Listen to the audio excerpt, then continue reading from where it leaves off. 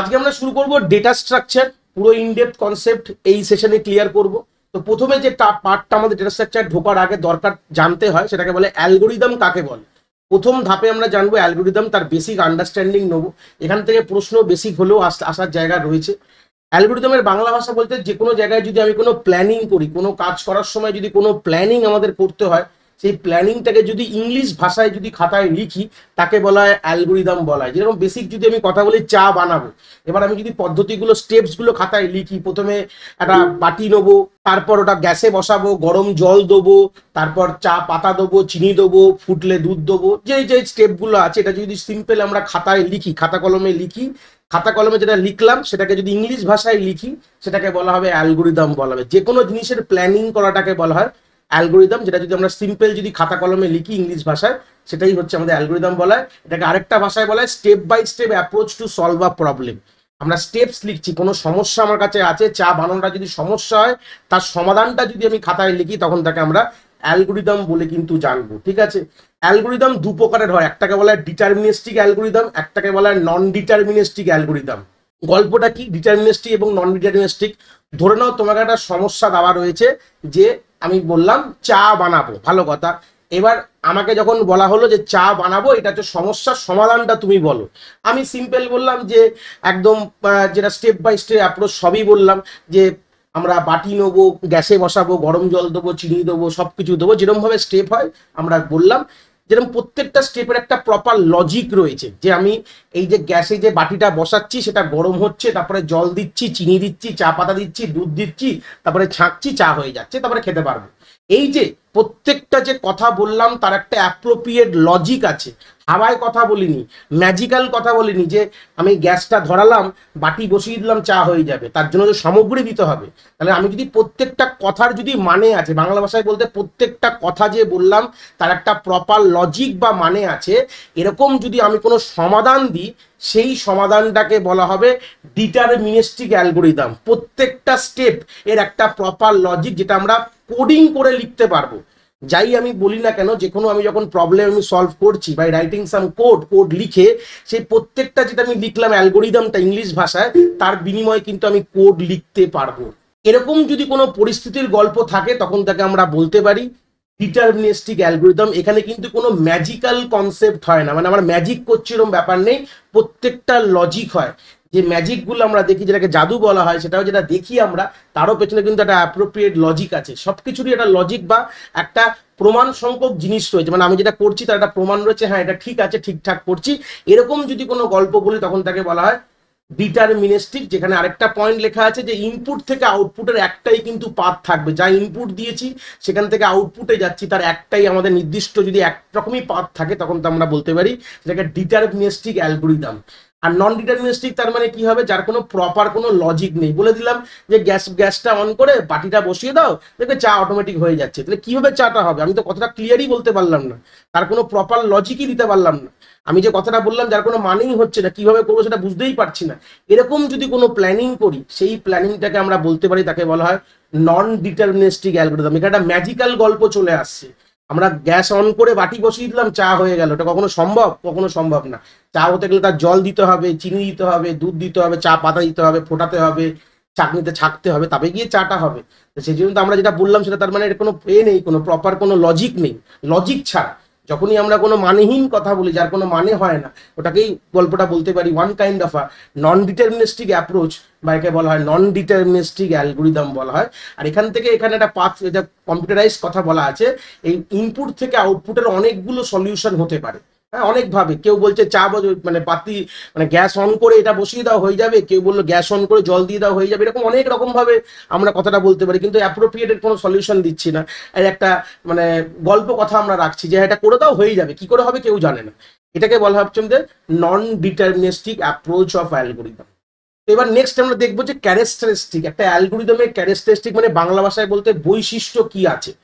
আমাদের আলটিমেটলি দেখতে পাচ্ছ যেখানে ছখানা আমাদের ইম্পর্টেন্ট বৈশিষ্ট্য কিন্তু অ্যালগোরিদমের হয়।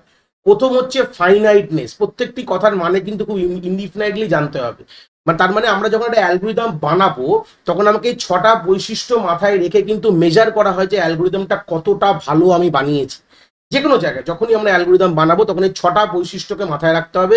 এইগুলোকে আমাদের মেনটেন করে কিন্তু আমাদের অ্যালগোরিদম লিখতে বা বানাতে হবে। প্রথম ফাইনাইটনেস কি বলছে, terminate after a finite number of step, মানে এরকম না অনন্তকাল ধরে আমি অ্যালগোরিদম চলবে এরকম অ্যালগোরিদম লিখলে হবে না, বা আমাদের স্টেপসটাও কিন্তু একটা ফাইনাইট স্টেপ, মানে কতগুলো স্টেপে ভাগ করেছি। একটা সমস্যার সমাধান করতে গেলে যদি চা বানানোর কথা বলে দেখবে 5-7টা স্টেপ আছে।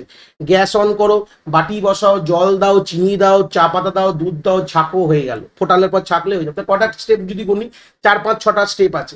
এরকম ফাইনাইট নাম্বার অফ স্টেপ হতে হবে। এবং কোনো অ্যালগোরিদম যদি কম্পিউটারের কথা বলি, এমন সলিউশন যেখানে ইনফাইনাইট লুপ হয়ে গেছে, এরকম গল্প হলে হবে না। যা হতে হবে আমাদের ফাইনাইটনেসে থাকতে হবে, ঠিক আছে।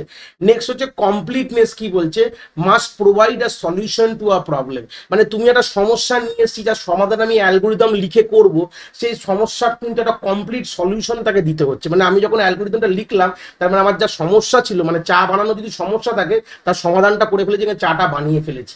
সেটা যে কোনো কম্পিউটারের প্রবলেমের কথা তোমরা ভাবতে পারো, গল্পটা এরকমই বুঝছে। নেক্সট হচ্ছে কনসিস্টেন্স। কি বলছে, যখনই আমরা যেরকম ধরনের ইনপুট দেবো, কোনো একটি আমি এরকম অ্যালগোরিদম ডিজাইন করি যেখানে আমি ইনপুট প্রোভাইড করছি, তার বিনিময়ে আউটপুট পাচ্ছি। ধরুন না, কথার কথা বলছি, আমি একটা সফটওয়্যার বানিয়েছি যেটা অ্যান্ড্রয়েডে চলছে, অ্যান্ড্রয়েডে সব ঠিকঠাক হচ্ছে, কিন্তু সেম সফটওয়্যারটা যখন আমি উইন্ডোজের জন্য বানালাম, বা আমাদের ম্যাক ওএসের জন্য বানালাম, বলতে পারি আমাদের আইফোনের জন্য যদি বানাই, তো সেই সূত্রে গেলে আমাদের ওখানে ঠিকঠাক চলছে না। তাহলে আমাদের কিন্তু আলটিমেটলি এমন একটি অ্যালগোরিদম বানাতে হবে যেটা সব জায়গায় যেন ঠিকঠাক কাজ করে, প্রত্যেকটা ক্ষেত্রে আমার জন্য ইনপুটের বিনিময়ে আমাকে ঠিক আউটপুট দেয়। কনসিস্টেন্ট হওয়া দরকার। এই কথাটা আমরা বলি যে এই যে পড়াশোনা করছি আমরা, আজকে বসে 2 ঘন্টা পড়লাম, 3 দিন পড়াশোনাই করলাম না, উই আর নট কনসিস্টেন্ট, তখন আমরা কনসিস্টেন্ট না। একটা ছেলে যদি প্রত্যেক দিন বসে 2 থেকে 3 ঘন্টা পড়াশোনা করছে, তখন তাকে বলা হয় সে কনসিস্টেন্টলি কিন্তু পড়াশোনাটা করছে। এটা হচ্ছে তার বেসিক মিনিংটা। নেক্সট হচ্ছে ডিফিনাইটনেস। কি বলছে, instruction should be precise with no confusion, মানে ইনস্ট্রাকশন কথাটার মানে কি, যে অ্যালগোরিদমের যে স্টেপস গুলো লিখছে এটাকে ওয়ান কাইন্ড অফ ইনস্ট্রাকশনও বলতে পারি, যে এই কাজগুলো করলে আমার এই পুরো প্রবলেমের সলিউশন হবে। প্রত্যেকটা ইনস্ট্রাকশন কিন্তু ক্লিয়ার হওয়া দরকার, এরকম না ওর মধ্যে কোনো কনফিউশন ব্যাপার রয়েছে, মানে আমি বলতে চেয়েছি এক, লিখতেছি এক, এরকম গল্প হয়ে গেছে, লিখেছি একটা, বলতে চেয়েছি একটা, এরকম গল্প হলে হবে না। প্রত্যেকটা কিন্তু একটা প্রিসাইজনেস থাকতে হবে। তারপর হচ্ছে আমাদের effectiveness. Steps must be simple enough to carry out using basic operation। তাহলে এফেক্টিভনেস কথাটার মানে কি বলছে, আমরা ধরে নাও একটা অ্যালগোরিদম লিখলাম, যেহেতু আমি ইংলিশ ভাষায় লিখছি, আমি তো কোনো কোডিং করছি না, মানে আমাকে যদি বলে এই প্রবলেমের সলিউশন দাও, আমি এটা লিখে দিলাম খাতায়, এটাকে অ্যালগোরিদম বলছি। বাট এই যে ধরে নাও এমন একটি আমি কথা লিখেছি যে সলভ করার প্রসিডিওর, সেটা কোনো রকমভাবে আমাদের যে বেসিক অপারেশন আমাদের প্রোগ্রামিং ল্যাঙ্গুয়েজে আছে সেটা দিয়ে করাই যাবে না, এমন একটি আমি লিখে দিয়েছি। এটা আমি লিখে দিলাম যে আমি যদি হাত ঘোরাই আমি আর ভবিষ্যৎ দেখতে পাবো, এরকম যদি কোনো গল্প লিখি, ভবিষ্যৎ দেখে তারপর আমরা সেই কাজটা করবো। তাহলে ভবিষ্যৎ দেখবো কি করে, এরকম কোনো কোডিং আছে, কোডিং করে দেখতে পারি যে ভবিষ্যৎ দেখছি আমি, এরকম তো কোড কোনো আবিষ্কার করা হয়নি যেখানে আমি আমার ভবিষ্যৎ দেখতে পাবো। সেই হচ্ছে বেসিক গল্প, যে এমন তুমি ইনস্ট্রাকশন লিখবে, এমন যে স্টেপস গুলো বলা হবে ওটা সিম্পল হতে হবে, যে আমাদের বেসিক যে অপারেশন গুলো আছে, অপারেটার্স বলতে পারো প্রোগ্রামিং ল্যাঙ্গুয়েজের, অ্যারিথমেটিক, তারপর আমাদের লজিক্যাল যে অপারেটার্স গুলো হয়, 5-7 রকমের যে অপারেটার্স গুলো হয়, সেটা দিয়ে যাতে আমাদের এটাকে সলভ করা যেতে পারে। এই হচ্ছে আমাদের 5টা বৈশিষ্ট্য যেটা মোটামুটি মেনটেন করে আমাদের অ্যালগোরিদম লিখতে হয়। 6 নম্বর থেকে একটা নতুন একটা জার্নি শুরু হয়ে যায়। 6-এর পরেও আরেক রকম এটাকে বলা হয় কমপ্লেক্সিটি, একটা গল্প থাকে। কমপ্লেক্সিটি থেকে পরবর্তীকালে দুভাগে ভাগ করা হয়, একটাকে বলা হয় টাইম কমপ্লেক্সিটি আর একটাকে বলা হয় স্পেস কমপ্লেক্সিটি। তো যেহেতু আমাদের স্পেস কমপ্লেক্সিটি নিয়ে এখনকার দিনে খুব একটা কথা হয় না, পরবর্তীকালে আমাদের আগেকার দিনে এটা কথা হতো। তো কমপ্লেক্সিটি মানে হচ্ছে, এটা হচ্ছে মেজর ক্রাইটেরিয়া বলবো আমাদের যে কোনো অ্যালগোরিদমকে মাপার। এই যে বাজার থেকে গিয়ে যখন আমরা কোনো জিনিসপত্র কিনি, তখন আমাদের মাপতে হয় কেজি, গ্রামে কিনছি আমরা।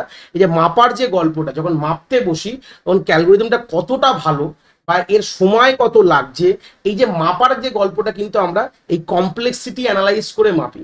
তো প্রথম যে গল্পে রয়েছে আমাদের টাইম, যেটা পরবর্তীকালে আমাদের খুব ইম্পর্টেন্সের মধ্যে একটাই, যে এটা দিয়ে আমাদের যে এই পরীক্ষা এসএলএসটির জন্য পড়াশোনা করছি, আমাদের যত রকম প্রশ্ন ডেটা স্ট্রাকচারে যেগুলো আসার যায়, মোস্ট প্রবাবল যেখানে 70 থেকে 60% প্রশ্ন কিন্তু আমাদের এই টাইম কমপ্লেক্সিটির ভিত্তিতেই দেবে। আমাদের কিন্তু এখানে দাঁড়িয়ে এই পুরো জনারে আমাদের কোডিং করতে হবে না, আমাদের অ্যালগোরিদম মুখস্থ করে লিখতেও হবে না। প্রথমে এখান থেকে ক্লিয়ার করি যে আমরা পড়াশোনাটা কি করব, আমাদের আলটিমেটলি যে কোনো অপারেশনের আমাদের কিন্তু টাইম কমপ্লেক্সিটির ভিত্তিতেই যা আমাদের প্রশ্ন আসা যেতে পারে।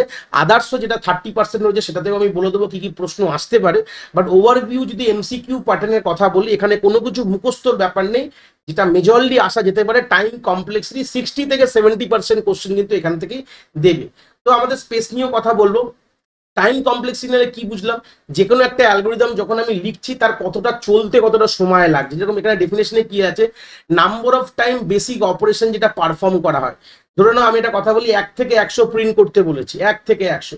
তো 1 থেকে 100 যদি প্রিন্ট করি, হয় আমি 100 খানা লাইন লিখবো, তার মানে এটা যে বেসিক অপারেশন, বা আমার একটা ফর লুপ লিখে 1 থেকে 112টাকে প্রিন্ট করে দেবো। তাহলে আলটিমেটলি বেসিক অপারেশনটা কি ছিল, প্রিন্টিং করা ছিল।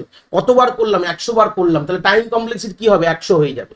হ্যাঁ, এইভাবে আমরা মোটামুটি আমরা টাইম কমপ্লেক্সিটির গল্পতে আমরা ভাবি। সেরকম স্পেস কমপ্লেক্সিটি মানে আমি যখন একটা অ্যালগোরিদম লিখছি আমার কতটা অ্যামাউন্ট অফ স্পেস অকুয়ার করছে, আমাদের র্যামের মধ্যে কতটা অ্যামাউন্ট অফ স্পেস ও খাচ্ছে, সেটাও কিন্তু মাপা হতো একটা সময় যখন আমাদের র্যামের কিন্তু গল্প অনেক কম ছিল। এখন যেহেতু র্যাম এখন রেডিলি অ্যাভেলেবেল, অনেক কম দামে পাওয়া যায়, মানুষেরা মোটামুটি 16-32 জিবি র্যাম লাগাতে খুব একটা অসুবিধা হয় না বলে আমরা এই স্পেস কমপ্লেক্সিটি নিয়ে কিন্তু কোনো রকম কোনো কথা বলি না।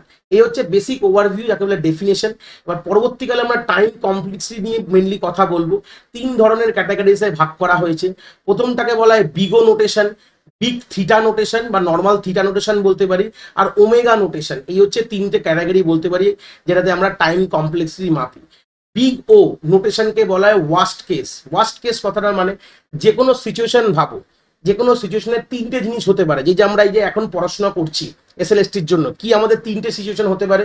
হয় যদি আমরা খুব ভালো পড়াশোনা করি আমাদের কিন্তু ভালো নম্বর পাবো, সিম্পল কথা বলি, এটা তো জেনুইন কথা।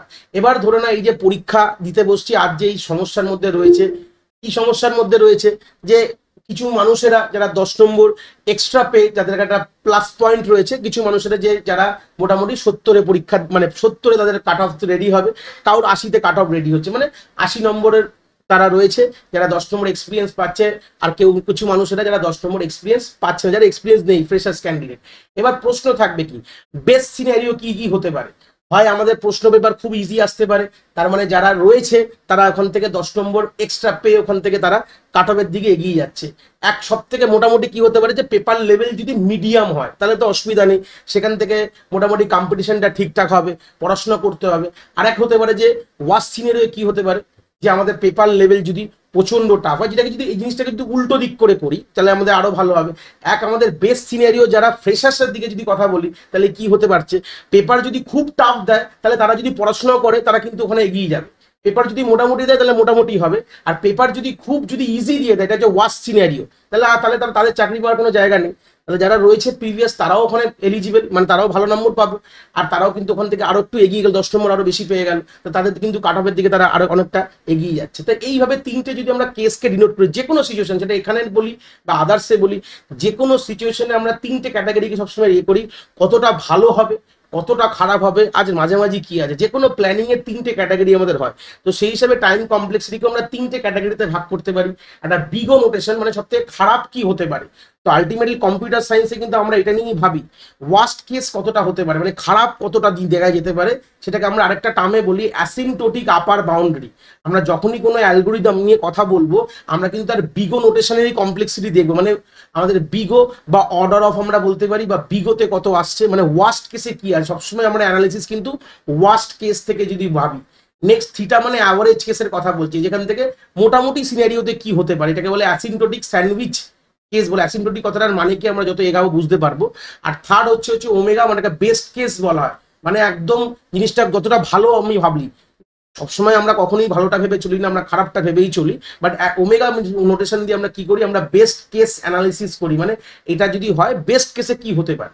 এই 3টে আমাদের মোটামুটি মানে আমরা বলতে পারি ক্রাইটেরিয়া রয়েছে মাপার। তো আমরা কম্পিউটার লেভেলে যখন কথা বলবো আমরা কিন্তু যে কোনো অ্যালগোরিদমকে আমরা বিগো নোটেশন দিয়েই কথা বলি।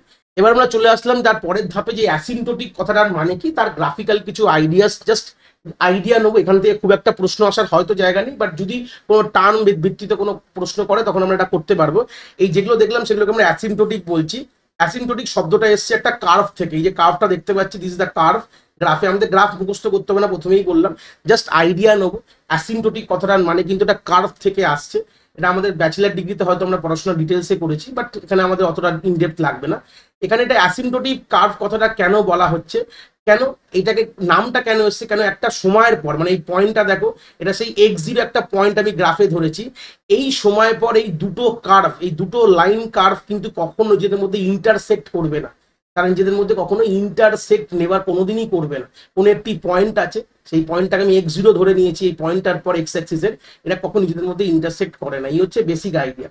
এবার এখান থেকে আমাদের যে বিগো যে নোটেশনটা দেখলাম, তার কথাটার মানে কি, কার্ভের যদি দিয়ে বলি, ধরে নাও একটা ফাংশন, ধরে নাও তুমি কোনো একটি অ্যালগরিদমকে ডিজাইন করেছো, সেই ডিজাইন করার ক্ষেত্রে এরকম হতে পারে যে তার যে সমস্যার সমাধান কখনো এরকম বলছে, এই যে গ্রাফ লাইনটা দেখতে পাচ্ছ, এটাকে বলা এফ অফ এক্স, জাস্ট নাম দিয়েছে, এটা ফাংশন ধরে নাও, এটা তার আপার বাউন্ডারি। তার মানে তুমি যত ভালোভাবেই করো এইটাই কখনো পার করতে পারবে না। মানে এই যে আমি গ্রাফটা বা এই যে আমি টাইম লাইনটাকে ড্র করেছি, আমার সলিউশন কখনো এর অধিক যেতে পারে না, মানে এর থেকে খারাপ কখনো হতে পারে না। ঠিক আছে, কখনোই F of x upper boundary কথাটার মানে হচ্ছে যে এই যে আমি যখন কোনো সমস্যার কথা ভাবছি, যে এইটুকু বুঝে গেলাম যে এর বাইরে আর খারাপ হওয়ার জায়গাই নেই কোনো। হ্যাঁ, তখন যেখানে বলা হয় বিগো নোটেশন, এটাকে আপার বাউন্ডারি বলে। এই জেনারেল ইকুয়েশনটা কি বলছে, যে সবসময় যে এফ অফ এক্স যেটা রয়েছে, যে ফাংশনটা, সে সবসময় বড় হবে যে কোনো একটি কনস্ট্যান্টের সাথে যদি জি অফ এক্স কে মাল্টিপ্লাই করি। হয়তো ইন ডেপথ এগুলো যাওয়ার দরকার নেই, জাস্ট আইডিয়াটা ক্লিয়ার করে নাও, এইটাই ওর থেকে বেশি। তাহলে আলটিমেটলি কি বুঝলাম, যে আমাদের জি অফ এক্স কখনো আমাদের কোনো দিন, জি অফ এক্সটা কি, ধরে নাও কোনো একটি অ্যালগরিদমের আমার টাইম কমপ্লেক্সিটির কথা বলছি, কোনো একটি ফাংশন রয়েছে, যে কখনোই আমাদের এফ অফ এক্স কে কখনো পার করে কোনোদিন বেরাতে পারবে না তার তলার মধ্যে। মানে এটা এফ অফ এক্স হচ্ছে আপার বাউন্ডারি, মানে ওর খারাপ আর কিছু হয় না। গ্রাফের লাইনটাকে বুঝিয়ে দিলাম যে এর উপরে কখনো কেউ যেতে পারবে না। এই হচ্ছে বেসিক আইডিয়া। এটাকে বিগো নোটেশন বলা হয়।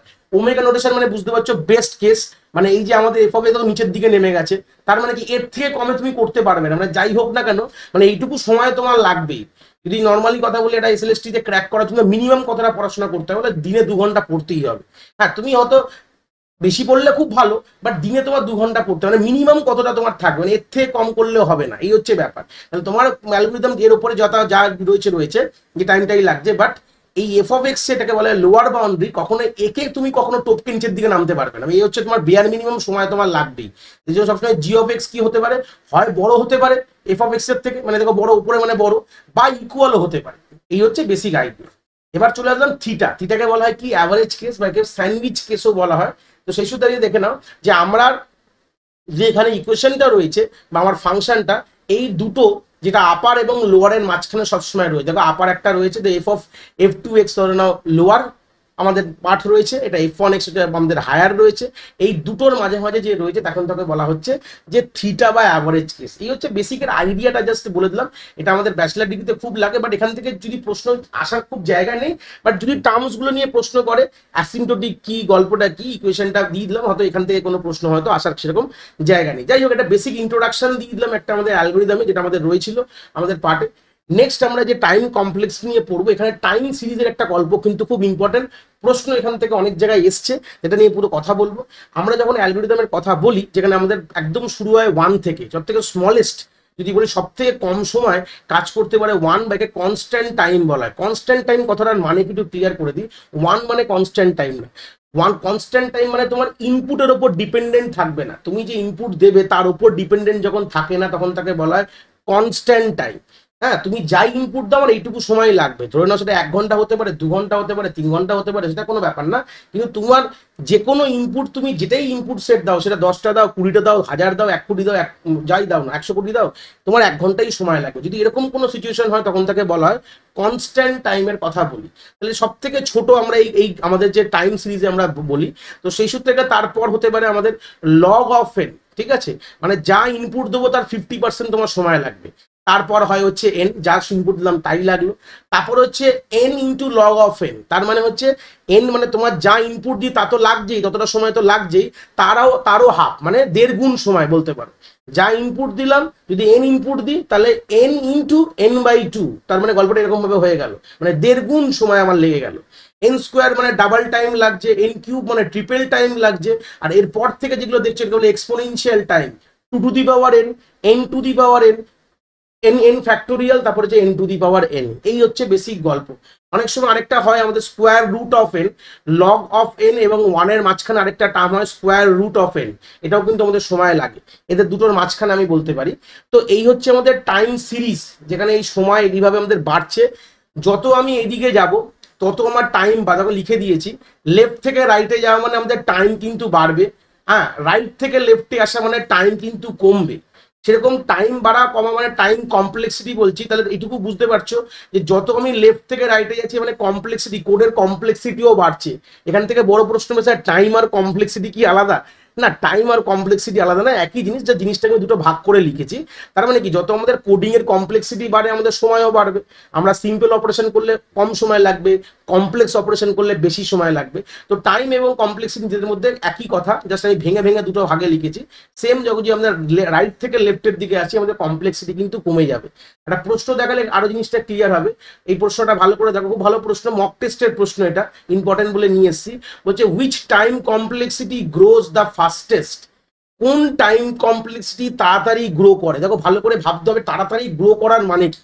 মানে আমার যেখানে ছিল সেখান থেকে গ্রো করছি, যে ধরে নাও ব্যাংকে আমি পয়সা রেখেছি, যে পয়সাটা কত তাড়াতাড়ি বাড়ছে এটাকে বলা হয় গ্রো করা, ঠিক আছে? তো সেই সূত্রে আমরা যদি ফাংশনের বলি, অর্ডার অফ এন আছে অপশানে, অর্ডার অফ লগ এন আছে, অর্ডার অফ এন স্কোয়ার আছে, অর্ডার অফ এন ফ্যাক্টোরিয়াল আছে। তোমরা সিম্পল ধরে নাও আমার কাছে 5 টাকা ব্যাংকে ছিল, কি করে বুঝবে? আমি তো বলে দেবো অ্যান্সার হবে ডি, এন ফ্যাক্টোরিয়াল। এইগুলোর মধ্যে কি করে বুঝবে? দেখো আমার অর্ডার অফ এন মানে কি, যা ছিল তাই রয়েছে, আমি 5 টাকা রেখেছিলাম, আমার 5ই রয়েছে বাড়ার পর। লগ বেস টু এন মানে কি, আমার কমে যাচ্ছে, যা ছিল তার থেকে কমে 2.5 হয়ে গেছে। এন স্কোয়ার মানে 5 টাকা রেখেছিলাম 25 টাকা হয়ে গেছে গ্রো করার পর।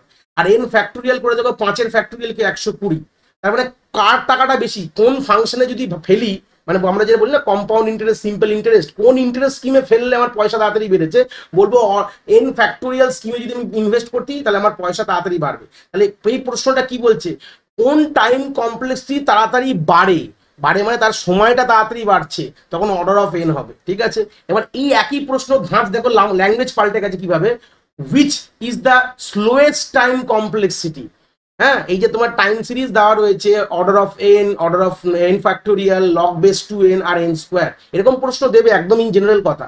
তো সেই সূত্রে কোন টাইম কমপ্লেক্সিটি স্লোয়েস্ট, সব থেকে কম আমাদের টাইম কমপ্লেক্সিটি বলেছে, সব থেকে কম। লোকরা হবে স্যার অর্ডার অফ এন, না। এবার দেখো 5-এ দিয়ে দেখো, এটা স্লোয়েস্ট মানে কাজ সব থেকে স্লোলি করবে। মানে আমি যদি এরকম কোনো একটা অ্যালগোরিদম বানাই, যেই 4টে আমাকে অপশনে দেওয়া রয়েছে, সে সব থেকে স্লোলি কাজ কে করবে, সব থেকে স্লোলি। হ্যাঁ, আমি যদি কোনো একটা অ্যালগোরিদম বানালাম, কে সব থেকে ফাস্ট কাজ করবে যদি বলি অর্ডার অফ এন, মানে এন টাইমে কাজ কমপ্লিট, বা তার থেকে ফাস্ট কে আছে, এন লগ এন, মানে log of N, log base two n. মানে আমার যদি এন খানে, আমার যদি এন এর ভ্যালু 5 হয়, দেখো আমার এখানে অর্ডার অফ 5 আসছে, এটা অর্ডার অফ 2.5, মানে আরো তাড়াতাড়ি কাজ করলো। স্লোয়েস্ট এখানে বলেছে, এখানে কিন্তু ফাস্টেস্ট টাইম কমপ্লেক্সিটি বলেনি। এখানে যদি ফাস্ট লেখা হতো যে কে তাড়াতাড়ি কাজ করবে, তখন আমি বলবো order of log base two n বলতাম। বাট এখানে সব থেকে স্লোলি কে কাজ করবে, বলবো অর্ডার অফ এন ফ্যাক্টোরিয়াল। তাহলে 100, এই যে অর্ডার অফ 5 দিলে 120 হবে। তাহলে একই প্রশ্ন, দুটো অ্যান্সার, প্রশ্নটা কিন্তু ভাগাভাগি আলাদা ছিল। ওখানে টাইম কমপ্লেক্সিটি গ্রো কি কত তাড়াতাড়ি করবে সেটা বলা হয়েছে, এখানে বলছে কোন টাইম কমপ্লেক্সিটি সব থেকে স্লোয়েস্ট, খুব দেরিতে কাজ করছে। কমপ্লেক্সিটা দেরিতে, গ্রো করা মানে তার অ্যামাউন্টটা গ্রো কে তাড়াতাড়ি করছে, স্লো মানে তার আলটিমেটলি কাজটাকে সব থেকে দেরিতে করছে। দেখো দেরিতে করছে যে এন ফ্যাক্টোরিয়ালে যদি কোনো কমপ্লেক্স বানাও, অ্যালগোরিদম বানাও, সে কিন্তু সব থেকে দেরিতে কাজ তোমার শেষ করবে। তো এইটাই, এইভাবে কিন্তু প্রশ্ন কিন্তু মানে পাল্টে বিভ্রান্ত হতে পারো। তো এই জন্য এই কনসেপ্টগুলোকে মক টেস্টে 100-150টা প্রশ্ন আছে, প্রথম 30 থেকে 40 খান এরকম ধরনের প্রশ্ন আমি কভার করেছি, যেখানে দেখলে কনসেপ্ট কিন্তু আরো ভালো ক্লিয়ার হয়ে যাবে। নেক্সট পার্টে চলে গেলাম, টাইম কমপ্লেক্সিটি মোটামুটি ক্লিয়ার হয়ে গেছে। এবার আমরা এই কনসেপ্টটা ক্লিয়ার করে কিন্তু আমরা ডেটা স্ট্রাকচারের দিকে ঢোকা শুরু করছি আস্তে আস্তে। তো প্রথমে আমরা বুঝবো ইন্ট্রোডাকশনটা কি, ডেটা স্ট্রাকচার কথাটা কি। তার এই কথাটা বলার আগে একটা সিম্পল গল্প আমি বলবো, তাহলে জিনিসটা একদম জলের মতন ক্লিয়ার হয়ে যাবে। আমাদের সবার বাড়িতে কিন্তু আলমারি আছে। এবার গল্পটা হচ্ছে, আমরা যখন ড্রেস পরেছিলাম, মেয়ে হোক কি ছেলে হোক নির্বিশেষে, আমাদের কিন্তু অনেক ক্যাটাগরি অফ ড্রেস, যেরকম আমরা যারা স্কুলে পড়াই, তাহলে স্কুলে পড়ানোর জন্য ইউনিফর্ম বা আমাদের ফর্মাল ড্রেসেস আছে, যেটা যে ওয়ার্কিং বা জব ড্রেস বলা যায়, ফর্মাল ড্রেস। কিছু ক্যাজুয়াল ওয়্যার আছে, কিছু পার্টি ওয়্যার আছে, কিছু নাইট ওয়্যার আছে, এরকম কিছু ক্যাটাগরি অফ ড্রেস কিন্তু আমাদের সব মানুষের থাকে। এবার যদি আমরা আলমারিতে এই সবগুলোকে সুন্দর করে গুছিয়ে না রেখে যদি দলামোচা করে রেখে দিই, মানে একদম একদম মানে খুব খারাপভাবে আমি আলমারিটায় গোছাইনি, খুব বাজেভাবে রেখেছি। এবার যদি কেউ হুট করে আমাকে এসে বলে যে ভাই এটা পার্টি হচ্ছে, ইমিডিয়েটলি বেরাতে হবে, তাহলে হয় আমাকে সব জামা প্যান্টগুলো টেনে বার করতে হবে, বার করে সেখান থেকে খুব বাজেভাবে খুঁজতে হবে, সেখান থেকে আমাদের সময় কিন্তু খুব অনেকটা বেশি লাগবে। আর সেখানে যদি কোনো একটি মানুষ যদি সুন্দর করে গুছিয়ে একদম casual wire, formal wire, party wear, night dress এগুলোকে যদি আলাদা আলাদা করে রাখে, তাহলে কিন্তু তার নিমিষের মধ্যে তুড়ি মেরে তাকে জিনিসটা কিন্তু সে বার করে সেটা পরে কিন্তু বেরাতে পারবে। তো এই কনসেপ্টটাকেই আমরা কম্পিউটারে কাজে লাগিয়েছি, যে ডেটা। এবার প্রথম প্রশ্ন আছে, আমরা তো আলমারিতে কোনো কিছু রাখছি না, আমাদের এখন মেন গল্প হবে ডেটা নিয়ে। ডেটা মানে কি? একটা মিনিংফুল ইনফরমেশন। আমি যদি সিম্পল কথা বলি 10, 20, 30, তখন বলে স্যার 10, 20, 30টা কি? আমি যদি বললাম টেম্পারেচার, তখন বলো ও স্যার বুঝতে পেরেছি টেম্পারেচারের কথা বলছেন তো। আমি যদি বললাম 10.5, 11.5, 15.5, স্যার এটা কি বললেন স্যার? বুঝতে পারলেন না কিন্তু কি তিনটে নাম্বার বললেন। আমি যদি বললেন রেইনফল, ও তার মানে এটা কদিনে বৃষ্টি হয়েছে, তার যে কতটা অ্যামাউন্টটা বৃষ্টি সেটা আপনি আপনাকে বললেন। তো প্রত্যেকটা ডেটা দিলেই হবে না, তার একটা মানে থাকতে হবে। যে মিনিংফুল ইনফরমেশনকে শুধু ইনফরমেশন বললে হবে না, তার একটা মানে থাকবে, যেন তথ্য থাকা দরকার। হ্যাঁ, যে কোনো তথ্যের একটা মানে যদি না থাকে তখন তাকে কিন্তু আমরা ডেটা বলে বুঝি না। দু রকম হয়, মিনিংফুল, নন মিনিংফুল হয়, বাট আমরা মেনলি যখন ডেটা স্টোর করি মিনিংফুল ডেটাগুলোকেই স্টোর করি আমরা নর্মালি। তো সেখান থেকে দাঁড়িয়ে আমরা যে ডেটাটা স্টোর করি, কোথাও একটা স্টোর করতে হবে। কোথায় স্টোর করবে? মেমোরির মধ্যে স্টোর করবে। মেমোরির মধ্যে কেন স্টোর করি? পরবর্তীকালে কাজে লাগলে তাকে বার করতে পারি, তাই তো। আমাদের ডেটা কেন স্টোর করি? আমরা পরবর্তীকালে কাজে লাগলে তাকে বার করতে পারি, মানে ফিউচারে যদি কোনো কাজে লাগে তাকে বার করবো। এবার সমস্যা হচ্ছে যে if you did not keep the data in organised way, যদি সুন্দর করে গুছিয়ে না রাখি, তাহলে যখন বার করবো তখন কিন্তু আমাদের একটা সমস্যার মধ্যে পড়বো। এই সমস্যার মধ্যে পুরো সময় লাগবে। সুন্দর করে গুছিয়ে রাখলে তো সময় লাগবে, এক্ষুনি বললাম। জামা প্যান্টও গুছিয়ে না রাখলে বার করার সময় সময় লাগবে, সেরকম এখানেও মেন গল্প। আমাদের যদি গুছিয়ে না রাখতে হবে তাহলে কিন্তু বার করার সময় একটা সমস্যার মুখে কিন্তু আমরা পড়ি। ডেটা স্ট্রাকচার, তাহলে ডেফিনিশন এখান থেকে কি বুঝতে পারলাম? এইটুকু পয়েন্ট বুঝে যে ডেটাকে আমাদের গুছিয়ে রাখতে হবে, আর কিছুই না। সুন্দর করে গুছিয়ে রাখার টেকনিকটাকে কি বলা হয়? ডেটা স্ট্রাকচার বলা হয়। সুন্দর করে আমাদের ডেটাগুলোকে যদি সুন্দর করে গুছিয়ে আমরা মেমোরিতে রাখি, যাতে বার করার সময় আমাদের বেশি সময় না লাগে, যতটা কম সময় কিন্তু আমরা তাকে বার করতে পারি, এই কথাটা মাথায় ভেবে কিন্তু আমাদের ডেটা স্ট্রাকচারে কিন্তু জন্মগ্রহণ হলো। তাহলে আলটিমেটলি কি বুঝলাম? ডেটাকে গুছিয়ে রাখাটাকে বলা হয় ডেটা স্ট্রাকচার। ডেটা স্ট্রাকচার পরবর্তীকালে দুভাগে ভাগ করেছি জেনারেলি। একটাকে বলে লিনিয়ার ডেটা স্ট্রাকচার, একটাকে বলা হয় নন লিনিয়ার। লিনিয়ার মানে পারস্পরিক ভাবে, মানে একের পর এক এভাবে রাখছি। নন লিনিয়ার মানে এরকম ভাবে একটা মানে হ্যাপাজার্ডলি রয়েছে, জাস্ট লাইক পরবর্তীকালে দেখাবো। গ্রাফ একটা আছে, ট্রি আছে, এগুলো নন লিনিয়ার ডেটা স্ট্রাকচার। আর লিনিয়ারের মধ্যে আমাদের যে অ্যারে আছে, স্ট্যাক আছে, কিউ আছে, লিঙ্ক লিস্ট আছে। কিউর পরবর্তীকালে ভাগ আছে, ডি কিউ আছে, সার্কুলার কিউ আছে। লিঙ্ক লিস্টও পরবর্তীকালে ভাগ আছে, ডাবল লিঙ্ক লিস্ট এবং আমার circular link list, ডাবলি link list বা সার্কুলার লিঙ্ক লিস্ট বলতে পারি। তো এইগুলো দিয়ে, এই ডাবলি লিঙ্ক লিস্ট দিয়ে কিন্তু পরবর্তীকালে আমাদের নন লিনিয়ার ডেটা স্ট্রাকচারে জন্মগ্রহণ হয়। ডাবলি লিনিয়ার যদি না বেরাতো মানে কনসেপ্টটা, তাহলে আমরা কিন্তু প্র্যাকটিক্যালি কিন্তু করতে পারতাম না নন লিনিয়ার ডেটা স্ট্রাকচারটাকে। প্র্যাকটিক্যালি ইমপ্লিমেন্ট করার জন্য আমাদের ডাবলি লিঙ্ক লিস্টের সাহায্য লাগে। এক একটাগুলোকে আমরা ভালো করে ওভারভিউ, এগুলো সবই আমাদের সিলেবাসে। গ্রাফটা আমাদের নেই আলটিমেটলি, ট্রিও নেই। তোমরা বলবে স্যার ট্রি তো আমাদের সিলেবাসে নেই।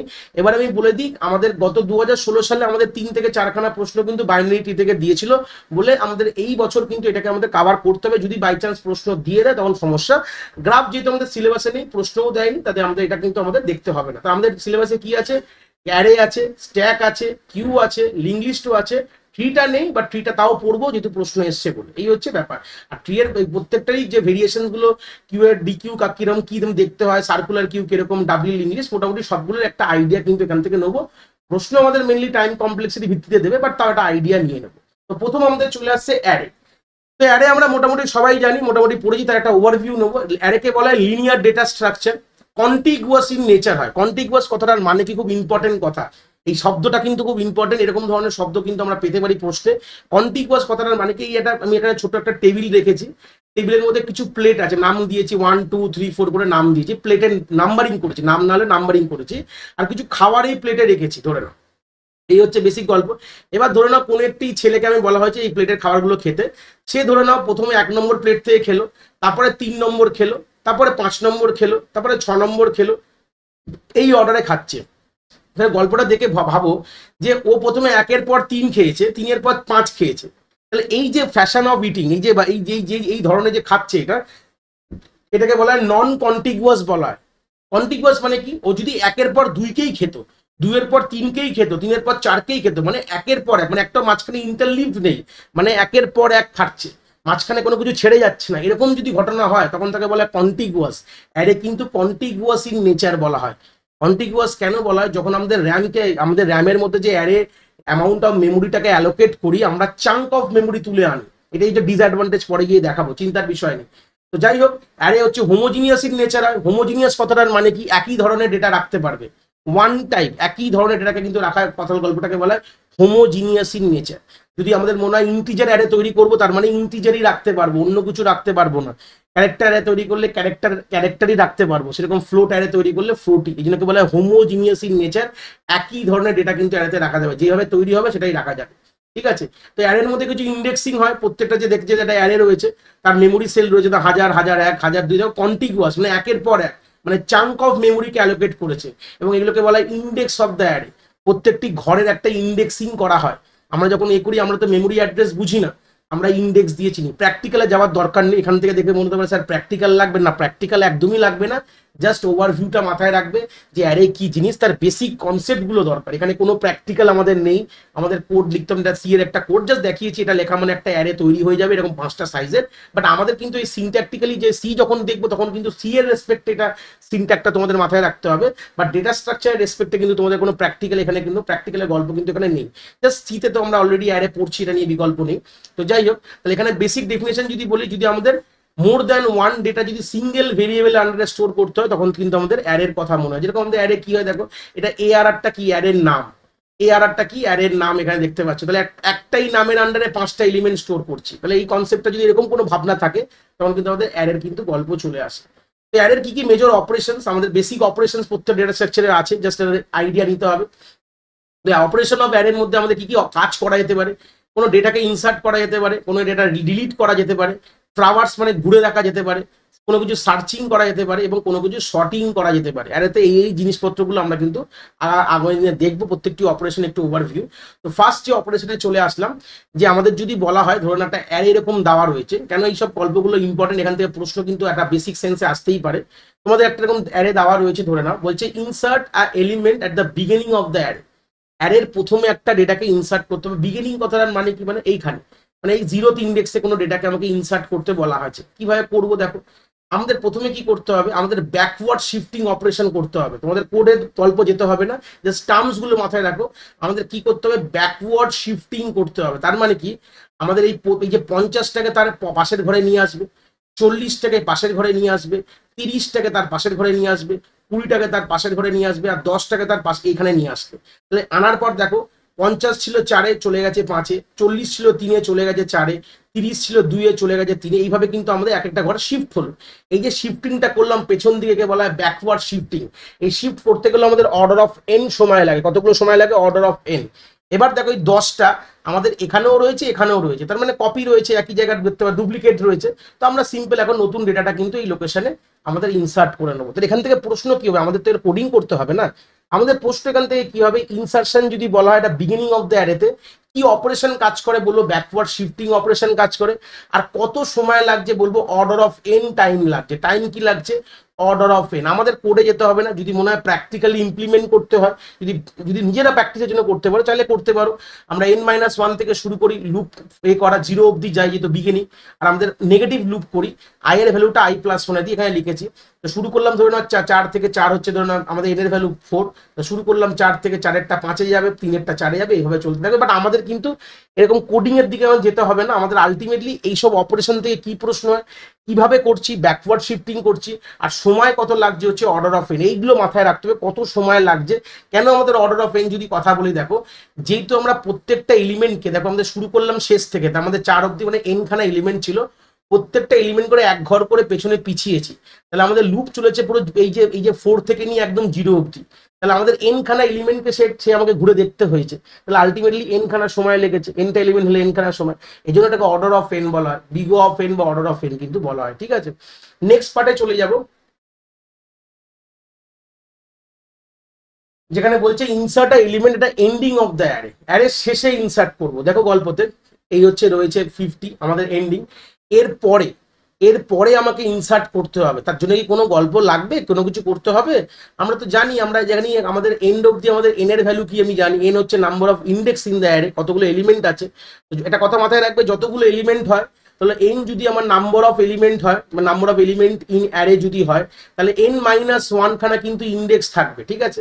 তাহলে আমি বুঝে গেলে আমাদের শেষ এলিমেন্টটা আমাদের এন মাইনাস ওয়ান, মানে এন এর ভ্যালু 5 হলে আমার কিন্তু 4 রয়েছে, আমাদের 4 অব্দি লাস্ট ভ্যালু রয়েছে। তাহলে আমি সিম্পল আমি গ্রুপে দিতে পারি কি লিখে, দেখো এআরআর অফ এন এর মধ্যে নতুন ডেটা আমি বসিয়ে দিতে পারি।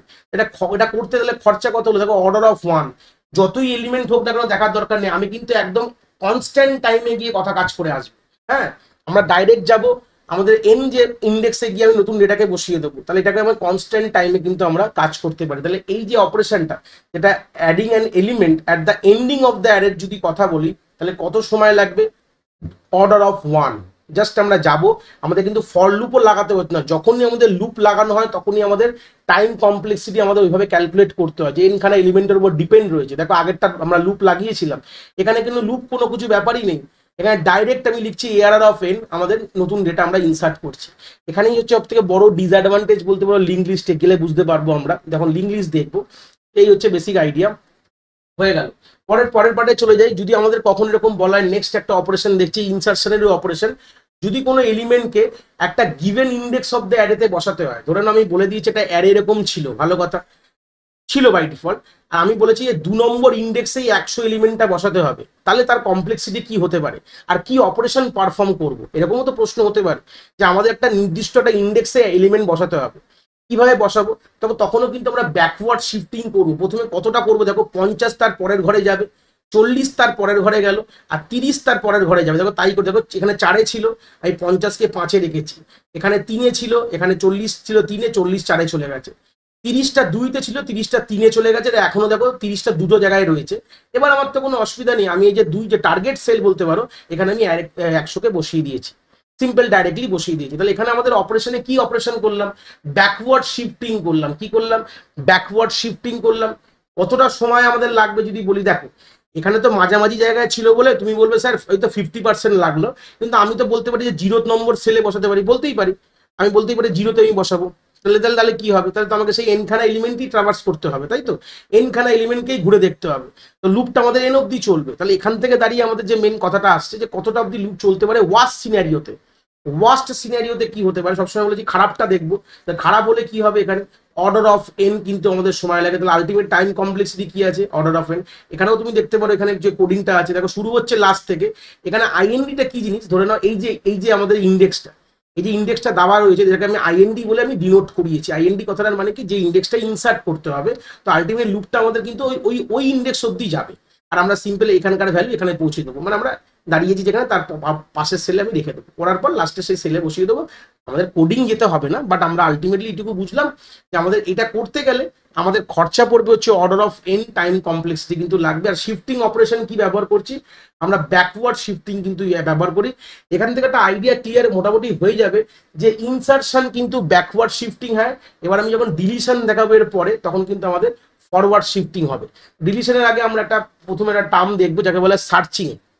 সার্চিং মানে কি, অ্যারে থেকে খুঁজবো আমি কিভাবে ডেটা আছে কিনা আমাদের খুঁজে বার করতে হবে। আমাদের দুটো পপুলার সার্চিং অ্যালগরিদম হয়, একটা হচ্ছে linear search, order of N সময় নেয়, একটা হচ্ছে বাইনারি সার্চ, যেটা হচ্ছে লগ অফ এন সময় নেয়। মানে এইটা টাইম কমপ্লেক্সিটি, মানে আমাদের অর্ডার অফ এন মানে যতগুলো এলিমেন্ট ততগুলো এলিমেন্টকে আমি খুঁজে দেখতে হবে, এটাকে বলা হয় লিনিয়ার সার্চ টেকনিক। আর বাইনারি সার্চ হচ্ছে আমাদের যতগুলো এলিমেন্ট হবে তার 50% এলিমেন্টকে দেখে বলে দেবো যে ডেটাটা আছে কিনা। তো আমরা এখন লিনিয়ার সার্চ নিয়ে কথা বলছি, তাহলে আমরা পরে বাইনারি সার্চের ব্যাপারে কথা বলবো। লিনিয়ার সার্চ কি বলেছে, ধরে নাও তোমাকে একটা এরকম অ্যারে রয়েছে 10 20 30 40 কিছু ডেটা রয়েছে, আর তোমাকে সার্চ করতে বলা হচ্ছে 30। তোমায় খুঁজে বলতে হবে যে এর মধ্যে পাওয়া গেছে কিনা। কিভাবে কাজটা হবে দেখো, গল্প হচ্ছে, আমি পুরো ক্লিয়ার করে একবার দেখাচ্ছি কিভাবে কাজটা করবে। আমরা প্রথমে অ্যারে 0 থেকে দেখা শুরু করব যে এখানে 30 আর এখানে 10 পাওয়া যাচ্ছে কি, দেখো সমান সমান কি, মিলছে কি, যদি না মেলে আমরা পরে চলে যাব। আবার 20-র সঙ্গে 30 মেলাচ্ছি, মিলছে কি, না মিললে পরে চলে যাব। যেখানে মিলবে তার মানে সেখানে বলে দেবো যে হ্যাঁ ডেটা পাওয়া গেছে, আর যদি না পাওয়া যায় তাহলে বলবো ডেটা পাওয়া যায়নি। বেসিক যেটা বললাম অর্ডার অফ এন, যদি জাস্ট অ্যালগোরিদমটা দেখি, আমরা জিরো থেকে দেখা শুরু করছি, এন অব্দি যাচ্ছি দেখতে, আর আমরা প্রত্যেকটি ইন্ডেক্সের এলিমেন্টের সঙ্গে আমরা সার্চ এলিমেন্টকে কম্পেয়ার করছি। আর এখানে এই যে এখানে ফ্ল্যাগ ইকুয়াল টু ওয়ান মানে কি, ফ্ল্যাগ হচ্ছে আমাদের একটা one kind of flag variable বলতে পারি, একটা ভেরিয়েবল যেটাকে আমরা এর দুটো ভ্যালু হতে পারে, হয় জিরো বা ওয়ান। আমি ইনিশিয়ালি ফ্ল্যাগের ভ্যালু জিরো ধরে কি বোঝাচ্ছি, যে এলিমেন্টটা হয়তো পাওয়া যায়নি, প্রথমেই ধরে নিচ্ছি আমি। আর যদি এখানে এই ইফের মধ্যে ঢুকে যদি পাওয়া যায় তাহলে ফ্ল্যাগের ভ্যালু আমি ওয়ান সেট করছি, যে ইন্ডেক্সে পাওয়া গেছে সেটা একটা কোনো ভেরিয়েবলে স্টোর করে এখান থেকে ব্রেক করে বেরিয়ে যাচ্ছে। এটা বেসিক একটা সি প্রোগ্রামিং এর একটা আমাদের লাইন লেখা রয়েছে, দেখে বুঝতে পারলাম এইটাই টেকনিকটাকে কি বলা হয়, লিনিয়ার সার্চ বলা হয়। অর্ডার অফ এন সময় এটা নেয়, কেন কি যদি না পাওয়া যায় তো আমাদের আলটিমেটলি জিরো থেকে এন অব্দি লুপটা ঘুরবে, আর যদি পাওয়া যায় কোনো একটি মোমেন্টে সেটা ব্রেক করে বেরিয়ে যাবে। সেটা তো আমার মাঝখানেও পাওয়া যেতে পারে, সেটা আমার লাস্টেও পাওয়া যেতে পারে, আমার ফার্স্টেও পাওয়া যেতে পারে। ফার্স্টে পাওয়া গেলে সময় লাগলো অর্ডার অফ ওয়ান, মাঝখানে পেলে আমাদের অ্যাভারেজ টাইম লাগলো, আর লাস্টে পেলে আমাদের ওয়ার্স্ট টাইম লাগলো। তাই যদি আমরা আলটিমেটলি কি বলবো, এটা করতে কত খরচা পড়ে, আমাদের অর্ডার অফ এন। আমাদের এই অ্যালগোরিদমটা মুখস্থ করার দরকার নেই, প্রথমেই বলে দিই, জাস্ট সময় মাথায় রাখতে হবে যে লিনিয়ার সার্চ কতটা সময় লাগে করতে, বলবে অর্ডার অফ এন টাইম লাগে। এই জিনিসগুলো জাস্ট মাথায় রাখতে হবে, আমাদের কিন্তু এই অ্যালগোরিদম লিখতে দেবে না, এটা নিয়ে বিকল্প জায়গা নেই কোনো, জাস্ট আইডিয়াটা এখান থেকে রাখতে হবে, ঠিক আছে। নেক্সট চলে গেলাম ডিলিশনের ক্ষেত্রে। এবার ডিলিট কি করবো, অ্যারেতে কিভাবে করবো। যদি এবার আমি গল্প বলি যে delete from beginning of the array, মানে অ্যারে তোমার কাছে এরকম রয়েছে, বলছে এই যে স্টার্টিং এলিমেন্টটাকে ডিলিট করে দিই, তখন আমি কি অপারেশন পারফর্ম করব। ডিলিটের সময় যে বলেছিলাম অপারেশন করব ফরওয়ার্ড শিফটিং, তার মানে কি দেখো, প্রথমে ডিলিট করতে বলেছে, ডিলিট বলে কিছু কিন্তু কোনোদিন মেমোরিতে হয় না, এটা আমরা বলার জন্য বলে ডিলিট করছি, আলটিমেটলি কি করি ওভার রাইট করে দিই। প্রথমে যেটা ছিল এই এলিমেন্টটাকে আমি ডাইরেক্ট আমি কি করলাম, কোনো একটি ভেরিয়েবলের মধ্যে স্টোর করে নাও, পরে দেখাবে যে আমি ডিলিট করেছি। তারপর কি করলাম, তার পাশের যে সেল থেকে ভ্যালু তুলে নিয়ে ফরওয়ার্ডলি শিফট, দেখো 20-কে 10-এ নিয়ে আসলাম, 30-কে 20-তে নিয়ে আসলাম, 40-কে এই জায়গায় নিয়ে আসলাম, 50-কে এই জায়গায় নিয়ে আসলাম। দেখো এটা করলে কিরকম হবে, দেখো 20 ছিল 1 নম্বরে, চলে গেল 0-তে, দেখো একদম ছবিতে দেখো। 30 ছিল 2 নম্বরে, চলে গেল কোথায় 1 নম্বরে। এখানে ছিল 40, এটা চলে গেল এখানে, চলে গেল এখানে, যেটা ছিল সেটা এখানে চলে গেল। আর দেখো 50টা দুবার রয়েছে। এবার আমরা কি করবো, অ্যারের সাইজটাকে এক কমিয়ে নেবো। এখন কিন্তু অ্যারের সাইজ আমরা কিন্তু এন আর বলবো না, অ্যাকচুয়ালি n-1 খানে ইন্ডেক্স হয়, এখন তার মানে হয়ে গেল n-2। তার মানে এখন আগে যে অ্যারের সাইজ কি ছিল 0 থেকে 4, মানে 5টা এলিমেন্ট, এখন আমাদের 4টে এলিমেন্ট হয়ে গেল। 0 থেকে আমাদের চলে গেল n-2 অব্দি অ্যাক্সেস করবো আমরা। আলটিমেটলি ফরওয়ার্ড শিফটিং করতে সময় কি লাগে, আলটিমেটলি ফরওয়ার্ড শিফটিং করতে সময় লাগে হচ্ছে আমাদের অর্ডার অফ এনি সময় লাগে। কি অপারেশন পারফর্ম করি, দেখো একটা জেনারেল কথা বলে দিই, ডিলিশন করতে গেলে, ডিলিশন যখন করব, যেখানেই আমরা ফরওয়ার্ড শিফটিং লাগাচ্ছি, আমাদের কিন্তু অপারেশন কিন্তু অর্ডার অফ এন টাইমই লাগে, আমাদের কাজটা করতে অর্ডার অফ এন টাইমেই কাজটা হয়। এই হচ্ছে আমাদের গল্প। তাহলে আমাদের গল্প করতে কত লাগছে, অর্ডার অফ এন টাইম। আমাদের অ্যালগোরিদম তুমি চাইলে দেখতে পারো 1 থেকে এনে গেলাম, আই এর ভ্যালু i-1 গেল, তো আমাদের এগুলো লাগবে না কাজে, আমাদের জাস্ট জানতে হবে কতটা সময় লাগছে এই কাজটা করতে। এই হচ্ছে বেসিক ওভারভিউ আমাদের কিভাবে আমরা বিগিনিং থেকে ডিলিট করতে পারি, আর ফরওয়ার্ড শিফটিং এর কি ব্যাপার। এবার যদি বলা হয় যে এন থেকে ডিলিট করবো, তখন কিন্তু মেন গল্প হয়ে যাবে, মানে শেষ থেকে, মানে এই যে 50টাকে ডিলিট করবো, তো এর জন্য কি কোনো লুপ লাগবে না, আমরা কি করবো অ্যারের অ্যাক্সেসটা একটা বন্ধ করে দেবো, তাহলেই তো হয়ে গেল। আমাদের এই এলিমেন্টটা 4-এ আছে, কোনো একটি ভেরিয়েবলে ইয়ে করো, স্টোর করো, করে এটা প্রিন্ট করে দাও, আর আমরা অ্যাক্সেসটাকে বন্ধ করে দেবো। দেখো display all element except the last one, মানে আমরা এইটুকু এখন ভাববো আমাদের অ্যারে রয়েছে, হ্যাঁ, আর এটাকে বাদ দিয়ে দিয়েছি, আমাদের এখন আর এন বলে কোনো গল্প নেই। আমরা এখন যা করবো n-1 করে করবো, মানে এন এলিমেন্ট থাকে, এখন n-1 করলেই তো হয়ে গেল। এই হচ্ছে ব্যাপার। আমরা প্রিন্ট করতাম 0 থেকে n অব্দি করতাম, এখন n-1 করবো। করতে খরচা করতে লাগে অর্ডার অফ 1। তাহলে এখান থেকে দুটো জিনিস বুঝলে, ইনসার্ট করলেও কিন্তু অর্ডার অফ 1 লাগে, ডিলিট করলেও কিন্তু অর্ডার অফ 1 কিন্তু সময় লাগে আমাদের অ্যারেতে, মানে কনস্ট্যান্ট টাইমে এই কাজটা করা যায়। এর জন্য আলাদা করে লুপ লিখতে হয় না। এটা যে লুপটা লিখেছে এটা প্রিন্টিং এর লুপ লিখেছে, প্রিন্টিং তো করার কথা বলছি না। আমরা বলছি ডিলিট করতে কোনো খরচা আছে কি, বা ডিলিট তো করছিই না কিছু, আমরা অ্যাক্সেস বন্ধ করে দিচ্ছি। মানে আমাদের আগে অ্যাক্সেস ছিল 4 নম্বর ইন্ডেক্স অব্দি, এখন আমি অ্যাক্সেস করবো 3 নম্বর ইন্ডেক্স অব্দি, ব্যাস তাহলেই তো হয়ে গেল। আমি যদি অ্যাক্সেসটা বন্ধ করে দিই তাহলেই তো আমাদের গল্প ডিলিট বলতে পারি। ডিলিট তো কোনো কিছু হয় না, আলটিমেটলি মেমোরিতে সবসময় ওভার রাইট হয়, কখনো ডিলিট কিন্তু হয় না। এই হচ্ছে বেসিক আইডিয়া। পরের পার্টে চলে গেলাম, delete from a given index, যেটা আমরা ইনসার্শনও একটা গিভেন ইন্ডেক্স বলেছিলাম, এবার ডিলিটও গিভেন ইন্ডেক্স করবো। ধরে না আমাদের একটা অ্যারে রয়েছে, আর আমাদের বলে দিয়েছে যে 2 নম্বর ইন্ডেক্সের মালটা তুলে ফেলে দাও, তার মানে এইটাকে বন্ধ করতে, এটাকে আমাকে ডিলিট করতে হবে। আমি কি করবো, প্রথমে আমি বলেছিলাম এটা টার্গেট সেল, দেখতে পাচ্ছ টার্গেট ইন্ডেক্স। তো এই যে ডেটাটাকে কোনো একটি ভেরিয়েবলে স্টোর করো, মানে ভদ্রতার জন্য লোককে দেখাতে তো হবে যে ডিলিট করছি আমি। তারপর কি করলাম, 40কে এখানে নিয়ে যাবো, ফরওয়ার্ড শিফটিং 50কে এখানে নিয়ে যাবো, তাই করেছি। দেখো 40 3 ছিল, চলে গেছে 2-এ, 50 4-এ ছিল, হয়ে গেছে আমাদের 3-এ, মানে এক এক ঘর এগিয়ে গেছে। আর 50 দুবার রয়েছে, তাহলে আমি কি অ্যাক্সেস এইটুকুনি করবো, এটাকে আমি আর অ্যাক্সেস করবো না। ব্যাস, আমাদের অ্যাক্সেস ছিল এই অবধি 0 থেকে 4, এখন আমি 0 থেকে 3 অ্যাক্সেস করলাম। এইভাবে কিন্তু আমরা অ্যারের সাইজটাকে কমিয়ে দিচ্ছি, অ্যাক্সেসটা বন্ধ করে দিচ্ছি। আর আমাদের আলটিমেটলি কি অপারেশন হচ্ছে, ফরওয়ার্ড শিফটিং হচ্ছে। সময় কত লাগছে আমাদের, সেই কিন্তু অর্ডার অফ এন টাইম লাগছে। এই হাইলাইট করছি, এগুলো ইম্পর্টেন্ট। তাহলে আমাদের যদি কোনো একটি ইন্ডেক্স থেকে ডেটা ডিলিট করার কোনো প্রশ্ন দেয়, তখন কিন্তু আমি কি বলবো, অর্ডার অফ এন টাইম লাগবে। আমাদের অ্যালগোরিদমে ঢোকার দরকার নেই, প্রথম থেকে বলছি। Just idea and concept clear, MCQ base প্রশ্ন হবে, কোনো থিওরি বেস প্রশ্ন না। তাহলে এখান থেকে আমাদের কি বুঝতে হবে, অর্ডার অফ এন কিন্তু আমাদের টাইম লাগছে, তাহলে ডিলিট করতে কোনো একটি গিভেন ইন্ডেক্স থেকে। নেক্সট আমরা চলে আসলাম binary search technique. Binary search টেকনিকটা নিয়ে কথা বলবো। এই সার্চ টেকনিক শুরু করার আগে একটা জিনিস মাথায় রাখতে হবে, কি আমাদের বাইনারি সার্চ টেকনিকের প্রি রিকোয়েস্ট, মানে আমাদের দরকারিতা, মানে এটা শুরু করার আগে কি দরকার থাকতে হবে, অ্যারেকে আমাদের সর্টেড থাকতে হবে।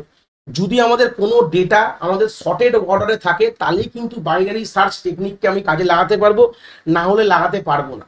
আমাদের অ্যারে যদি আনসর্টেড থাকে, তাহলে কিন্তু আমি বাইনারি সার্চ টেকনিক কাজে লাগালে সার্চিং করতে পারবো না। ফার্স্ট কথা এটা।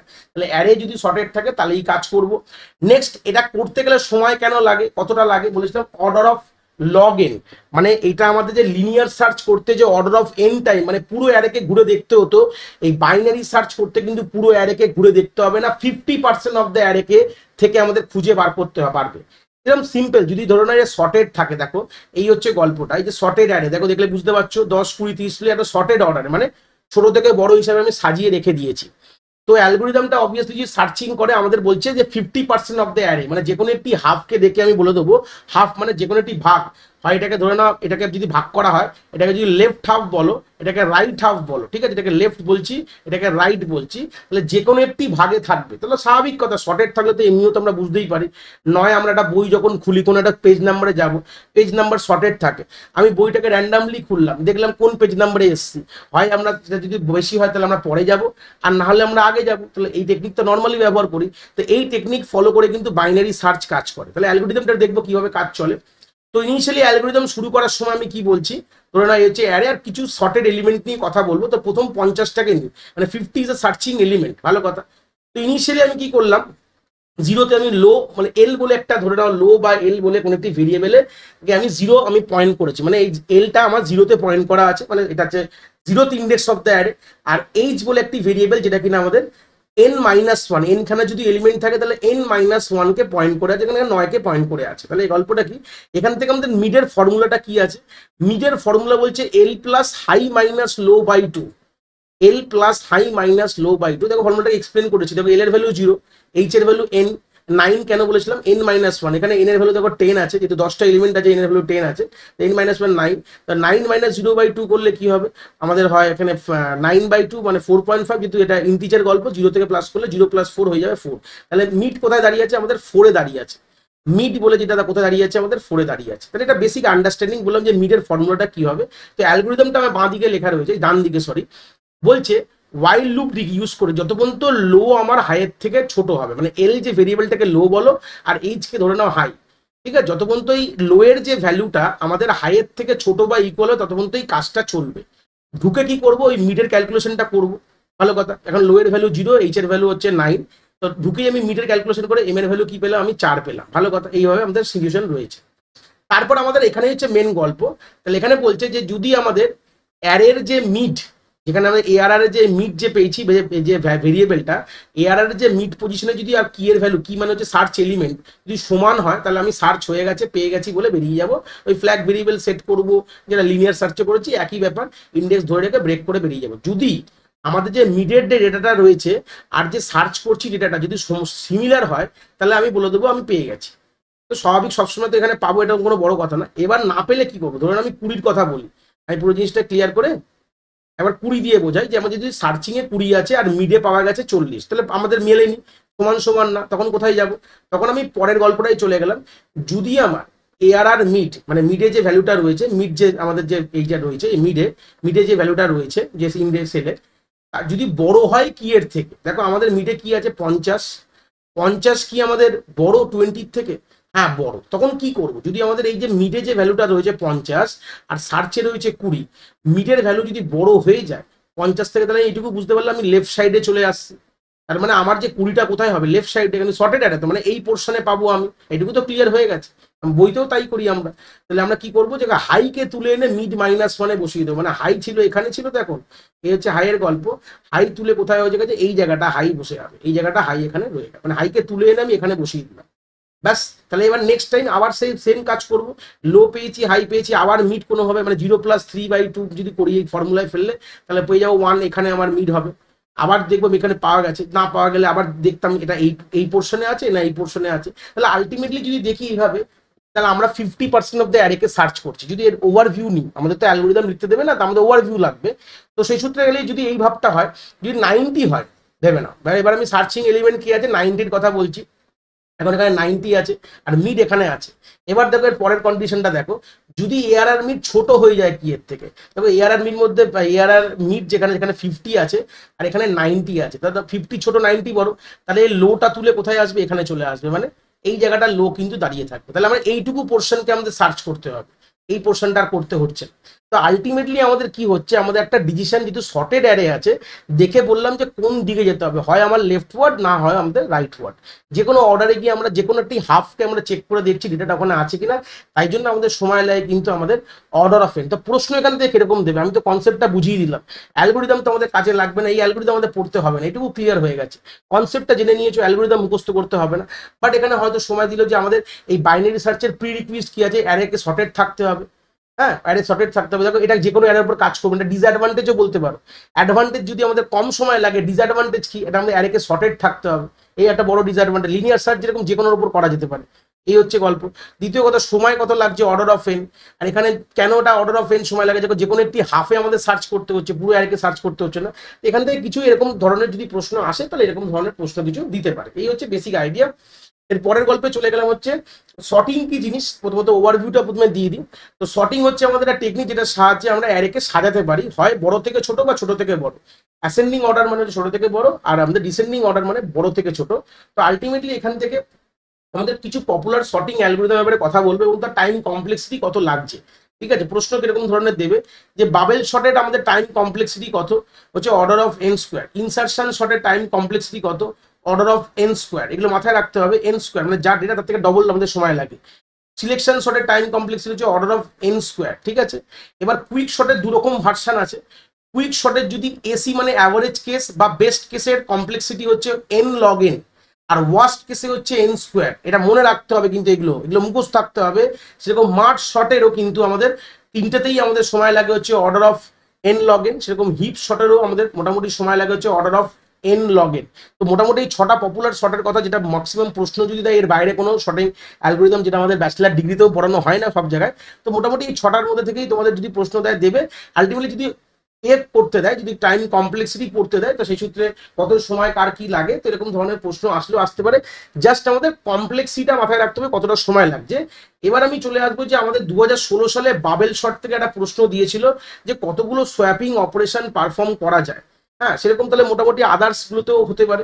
তো সেই সূত্র আমি অলরেডি আমার ইউটিউবে একটা ভিডিও রয়েছে, বাবেল শর্ট, সিলেকশন শর্ট আর ইনসার্ট শর্টের একটা ভিডিও। তো সেখান থেকে আইডিয়াটা ক্লিয়ার করে নাও। আমি এখানে পুরো জিনিসটা বলে আর সময় নষ্ট করবো না, ধরে নেবো তোমরা ওখান থেকে দেখে নিয়েছো। তো সেই সূত্রে এটা যে বাবেল শর্টের অ্যালগোরিদম কিভাবে কাজ করে, ওখানেও আমি বুঝিয়েছি কিরকমভাবে সোয়াপিং হয়, কিভাবে কাজ হয়। তো ওখান থেকে দেখে নিও, এটাতে আমি এখানে কিছু বললাম না। সেরকম হচ্ছে এখানে আমাদের সিলেকশন শর্ট রাখা হয়েছে, এই যে অ্যালগোরিদম, ওটা ওখান থেকে তোমরা দেখে নিও, তাহলে আইডিয়া ওখান থেকে তোমাদের ক্লিয়ার হয়ে যাবে। এবার আমরা চলে আসবো হচ্ছে আমাদের স্ট্যাকের গল্পে। নেক্সট যে ডেটা স্ট্রাকচার পড়বো সেটা হচ্ছে স্ট্যাক। অলরেডি ধরে নিলাম আমাদের কিন্তু আমাদের টোটাল যে অ্যারের যে পার্টটা ছিল, কিন্তু এটা আমাদের কমপ্লিট হয়ে গেছে। তো স্ট্যাক কিন্তু একটা আমাদের লিনিয়ার ডেটা স্ট্রাকচার। প্রথমে আমরা অলরেডি জানি কি অর্ডারে কাজ করে, লিফো অর্ডারে কাজ করে। অলরেডি 2016 সালে এখান থেকে খুব ভালো ভালো প্রশ্ন দিয়েছে। 2016 সালের অ্যাপ্লিকেশন এবং সায়েন্সে সেগুলো খুব এখান থেকেই প্রশ্নগুলো রয়েছে, তো সেগুলো দেখবো আমরা অবভিয়াসলি। তো লিফো অর্ডার কথা মানে কি, last in first out. Last in মানে ধরে নাও একটা বাক্স, এটা বাক্সটা দেখো, যেখানে 3 সাইড বন্ধ, 1 সাইড খোলা। ধরো তুমি বই রেখেছো, প্রথমে বই 1 নম্বর বইটা রাখলে, 2 নম্বর, 3 নম্বর, 4 নম্বর রাখা হয়ে গেছে। তুমি যাকে সবার প্রথমে রেখেছো তাকে কি সবার প্রথমে বার করতে পারবে? কেন সব তো বন্ধ। বলে যাকে সবার শেষে রেখেছো সে সবার আগে বেরাবে। আর যাকে সবার প্রথমে গেছে সবার পরে বেরাবে। এই জন্য কি বলছে, সবার যে লাস্ট ইন ফার্স্ট আউট, যে লাস্টে ঢুকেছে সে প্রথমে বেরাবে। এই হচ্ছে বেসিক হচ্ছে আমাদের স্ট্যাকের গল্প, ঠিক আছে। তো স্ট্যাককে আমরা অ্যারে দিয়েও ইউজ করতে পারি, মানে ইমপ্লিমেন্ট করতে পারি, বা লিঙ্ক লিস্ট দিয়ে। তো মোটামুটি আমরা অ্যারে দিয়ে আমরা দেখবো আমাদের স্ট্যাকে কি কি অপারেশন হতে পারে। পুশ হতে পারে, পপ হতে পারে, পিপ হতে পারে, আর ডিসপ্লে। পুশ মানে কি ইনসার্ট করাটা, স্ট্যাকে ইনসার্ট করলে বলা হয় পুশ বলা হয়। স্ট্যাকে পপ মানে ডিলিট করা, যখনই পপ বলবে তখন কি ভাববে বলে ডিলিট করতে বলছে, ও ভালো কথা। আর পিপ মানে উকি মারা, উকি মারছি আমি, উকি মারা মানে টপ, আমি বলবো পরে গিয়ে গল্পটা কি কিভাবে এটা গল্প হয়। যে টপমোস্ট এলিমেন্ট, টপমোস্ট মানে যে এই যে সবার উপরে যে এলিমেন্টটা রয়েছে, ধরে নেয় যে 4 নম্বর বইটা সবার উপরে রয়েছে, যে টপমোস্ট এলিমেন্টটাকে প্রিন্ট করবে, ডিসপ্লে করবে। আর ডিসপ্লে বা ট্রাভার্স মানে বুঝতে পারছো, মানে পুরোটাকে ঘুরে দেখা। তো আলটিমেটলি এই যে পুশ, পপ আর পিপ সবগুলো কিন্তু অর্ডার অফ ওয়ান, মানে কনস্ট্যান্ট টাইম লাগে, একদম অর্ডার অফ ওয়ান টাইমই লাগে, ঠিক আছে, কনস্ট্যান্ট টাইম লাগে। আর ডিসপ্লে তো মোটামুটি বুঝতে পারছো পুরো স্ট্যাকটা ঘুরে দেখতে হবে, তাহলে অর্ডার অফ এনি সময় লাগবে। এইটুকু এখান থেকে ক্লিয়ার হয়ে যাচ্ছে। এবার আমরা একটা গল্প দেখবো এই অপারেশন গুলো হয় কি করে। এরকম একটা অলরেডি প্রশ্ন দিয়েছিল আমাদের 2016 সালে, তো সেটারই ভিত্তিতে একটা আইডিয়া এখান থেকে ক্লিয়ার করবো। তো প্রথমে যখন আমরা স্ট্যাককে যখন আমরা ভাবি, তখন একটা কথা ভাবতে হবে, একটা স্ট্যাকে একটা পয়েন্টিং ভেরিয়েবল থাকে, তার নাম হচ্ছে টপ। টপটা কি, একটা পয়েন্টিং ভেরিয়েবল যে সবসময় টপ মোস্ট এলিমেন্টকে আমাদের পয়েন্ট করে। সব থেকে যে টপে যে এলিমেন্টটা থাকে সেই এলিমেন্টটাকে টপ বলে, যে আমরা নামটাই টপ করে দিয়েছি, সেটাকে পয়েন্ট করে বসে থাকতে পারে। এই হচ্ছে বেসিক আইডিয়া। তো আমরা ইনিশিয়ালি যখন আমাদের স্ট্যাকটা পুরো এমটি, দেখতে পাচ্ছি এই স্ট্যাক পুরো এমটি, মানে খালি, কিচ্ছু নেই স্ট্যাকের মধ্যে। তো সেই সময় আমাদের টপ কোথায় থাকে, টপ সবসময় আমাদের -1, ওয়ান কাইন্ড অফ একটা ইমাজিনারি ইন্ডেক্স। দেখো -1 বলে কোনো ইন্ডেক্স হয় না, এটাকে বলে ইমাজিনারি ইন্ডেক্স, মানে ভাবনা, নিজের মনে মনে ভাবলাম আমি, ওখানে পয়েন্ট করে থাকে। এবার আমরা বেসিক কিছু অপারেশন করে কাজটা কি করে হয় বুঝবো। প্রথম দেখো অপারেশন কি আছে, পুশ 30। এইটা যখন পাবো তখন কি এক্স্যাক্টলি হবে সেটা ভালো করে দেখো। আমাদের টপ এখন -1-এ পয়েন্ট করে দাঁড়িয়ে রয়েছে, ভালো কথা। এই টপটা এখান থেকে কি হবে, প্রথমে ইনক্রিমেন্ট হবে, মানে যেখানে যার থেকে 1 বাড়লো, টপ এখানে আসলো। এবার আমি 30কে এখানে পুট করলাম, খুব ভালো কথা, ভালো ক্লিয়ার হলো। তারপরে আছে পুশ 10। টপ দেখো সবসময় কি বলছিলাম, টপ মোস্ট এলিমেন্ট। এখন আমার স্ট্যাকের মধ্যে 30 রয়েছে, তো টপ আমার 30কে পয়েন্ট করে রয়েছে। তো যখন আমি পুশ 10 করলাম, তখন টপটা এখান থেকে প্রথমে 1 বাড়লো, উপরে গেল, তারপর এখানে 10 করলাম। তার মানে আমি কি করবো, এটাকে হালকা করে মুছে দেবো, এখানে নেই এখন টপ, ঠিক আছে। নেক্সট আমাদের কি আছে দেখো, পুশ আমাদের 40 আছে। তার মানে কি হবে, আবার সেই টপ এখান থেকে 1 প্রথমে বাড়ি এখানে যাবে, তারপরে আমাদের 40 এখানে ইনসার্ট হবে। তার মানে আগের গল্পটা এখানে মুছে দিলাম, আর টপ নেই, হয়ে গেল। নেক্সট হচ্ছে পপ। পপ করা মানে কি, পপের কি, এই যেটা পেলাম, এই অপারেশনটা পেলে কিভাবে কাজ হবে। প্রথমে যেটা রয়েছে আমাদের স্ট্যাকের টপে, সেটাকে ডিসপ্লে করে দাও, ওয়ান কাইন্ড অফ ডিসপ্লে করলাম। করার পর কি হবে, টপ 1 ঘর কমে যাবে, মানে এখানে ছিল টপ, এখন কমে তার তলায় চলে আসবে, মানে টপ এখন এখানে দাঁড়িয়ে আছে, বুঝতে পেরেছো।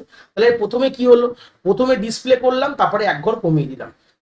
নেক্সট দেখো কি আছে, পপ। পপ মানে ফের পপ পেয়েছি, মানে টপ কোথায় দাঁড়িয়ে আছে, টপ আছে এখানে। তাহলে প্রথমে 10কে প্রিন্ট করো, তারপর কি করব, আমি এটাকে 1 ঘর নিচে করে দেবো, মানে এই জায়গাটা চলে আসবে, মানে টপ এখন এখানে দাঁড়িয়ে আছে, ভালো কথা। নেক্সট পেয়েছি পুশ 12। পুশ 12 মানে আবার টপ কি হবে, 1 বেড়ে যাবে, ভালো কথা, এখানে 12 চলে আসবে। টপ এখান থেকে আমি তলা থেকে মুছে দেবো, টপ এখানে আর নেই, হয়ে গেল। তারপরে কি পাচ্ছি দেখো, পিপ। পিপ কি করবে দেখো, 7 নম্বর অপারেশন কি আছে, পিপ আছে। পিপ মানে উকি মারা। উকি মারা মানে দেখো টপ কোথায় দাঁড়িয়ে আছে, 12। তাহলে টপ যেখানে দাঁড়িয়ে থাকবে সেটাকে সিম্পল কি করবো, ডিসপ্লে করে দিলাম। এখানে 12 ডিসপ্লে করে দিয়েছি, ধরে নাও আমি পাশে লিখছি না, এই পারে লিখলাম। তাহলে এখানে আমাদের গল্পে চলে আসলো, পিপ মানে হচ্ছে উকি মারলো, যেখানে টপ দাঁড়িয়ে আছে সেখানে সেট ভ্যালুটা প্রিন্ট করে দিল, হয়ে গেল। নেক্সট হচ্ছে গেলে কি আছে, আবার পপ পেয়েছি। পপ মানে টপ দাঁড়িয়ে আছে হচ্ছে আমাদের 12তে। তাহলে আমার 12কে প্রথমে একটু ডিসপ্লে করে রাখলাম, কেন তোমাদের এইভাবেই প্রশ্ন দিয়েছে যে তোমাদের কি অর্ডারে পপ হয়েছে সেটাকে তুমি ডিসপ্লে করো, অর্ডারিংটা বলতে বলেছে। তো তোমাদের এখানে পপ এখানে প্রথমে 40, তারপরে 10, তারপরে 12। টপ এখান থেকে কমে কোথায় যাবে, নিচে 1 ঘর কমে যাবে, মানে টপ দাঁড়িয়ে আছে এখানে, ভালো কথা। এর বলেছে পুশ 90। পুশ 90 মানে টপ প্রথমে 1 উঠলো, তারপরে টপ দাঁড়িয়ে আছে এখানে 90 চলে আসলো, তাহলে টপ এখান থেকে আমি মুছে দেবো। তাহলে এইভাবে অর্ডারটা আমি পুরো দেখিয়ে দিলাম যে এইভাবে কাজ কিন্তু হচ্ছে। তারপরে 10 নম্বর কি আছে দেখো, পিপ। পিপ মানে যেখানে দাঁড়িয়ে রয়েছে এখানে দেখো 90 দাঁড়িয়ে আছে, তার মানে এখানে 90কে প্রিন্ট করে দাও। তার মানে যেখানে টপ দাঁড়িয়ে থাকবে সেটাকে প্রিন্ট করবে। তাহলে এখানে যে এই যে সিকোয়েন্সটা দিয়েছিল, এই যে অপারেশনগুলো দিল, সেখানে আমাদের যদি বলে দেয় যে পপ হওয়ার কিভাবে কি অর্ডারে পপ হয়েছে, তাহলে অ্যান্সার হবে 40, 10 আর 12, ঠিক আছে। এরকম কিন্তু প্রশ্ন দিয়েছিল 2016 সালে, এই জন্য অর্ডারটা বলে দিলাম কি করে কাজ হয়েছে। তো এই সবগুলো অপারেশন করতে কত সময় লাগলো, অর্ডার অফ 1 টাইম লাগলো। তা আইডিয়াটা বলে দিলাম। এর পরের পাতে একটু জাস্ট অ্যালগোরিদমটা আছে, হয়তো অ্যালগোরিদম মুখস্থ করতে হবে না, জাস্ট তোমাদের আইডিয়ার জন্য যে অ্যাকচুয়ালি কাজটা কি করে হয়। কয়েকটা জিনিস বলবো বলে অ্যালগোরিদমটা লিখেছি। দেখো এরকমও তো ঘটনা হতে পারে, এরকম আমি দেখাই ঘটনা, যেরকম ভরতে ভরতে এরকম হয়ে গেছে টপ, ধরে নাও আমাদের এই অবধি ছিল, 6 অবধি ছিল, টপ এখানে গেল করতে করতে ধরে নাও লাস্টে চলে গেছে, মানে ডেটা এখানে এই অবধি ডেটা ধরে রয়েছে, সব ফিল হয়ে গেছে। যখন আমাদের স্ট্যাক যখন পুরো ফিল হয়ে যায়, মানে আর কোনো ডেটা জায়গা নেই রাখার কোনো, তখন গল্পটা কি হয়, দুটো কথা আমাদের এখান থেকে জানতে হবে, দুটো টার্ম জানতে হবে। যখন আমাদের টপ যে পয়েন্টারটা যদি আমাদের স্ট্যাকের সাইজ অবধি চলে যায়, মানে যে সাইজটা দিয়েছে সেখানে অবধি পৌঁছে যায়, তখন আমরা বলি তাকে ওভারফ্লো বলা হয়। কি বলা হয়? স্ট্যাক ওভারফ্লো বলা হয়। এখান থেকে প্রশ্ন আসতে পারে যে যদি আমাদের স্ট্যাকের সাইজ ভরে যায় তখন কি বলা হবে, তখন সেটা বলা হবে স্ট্যাক ওভারফ্লো।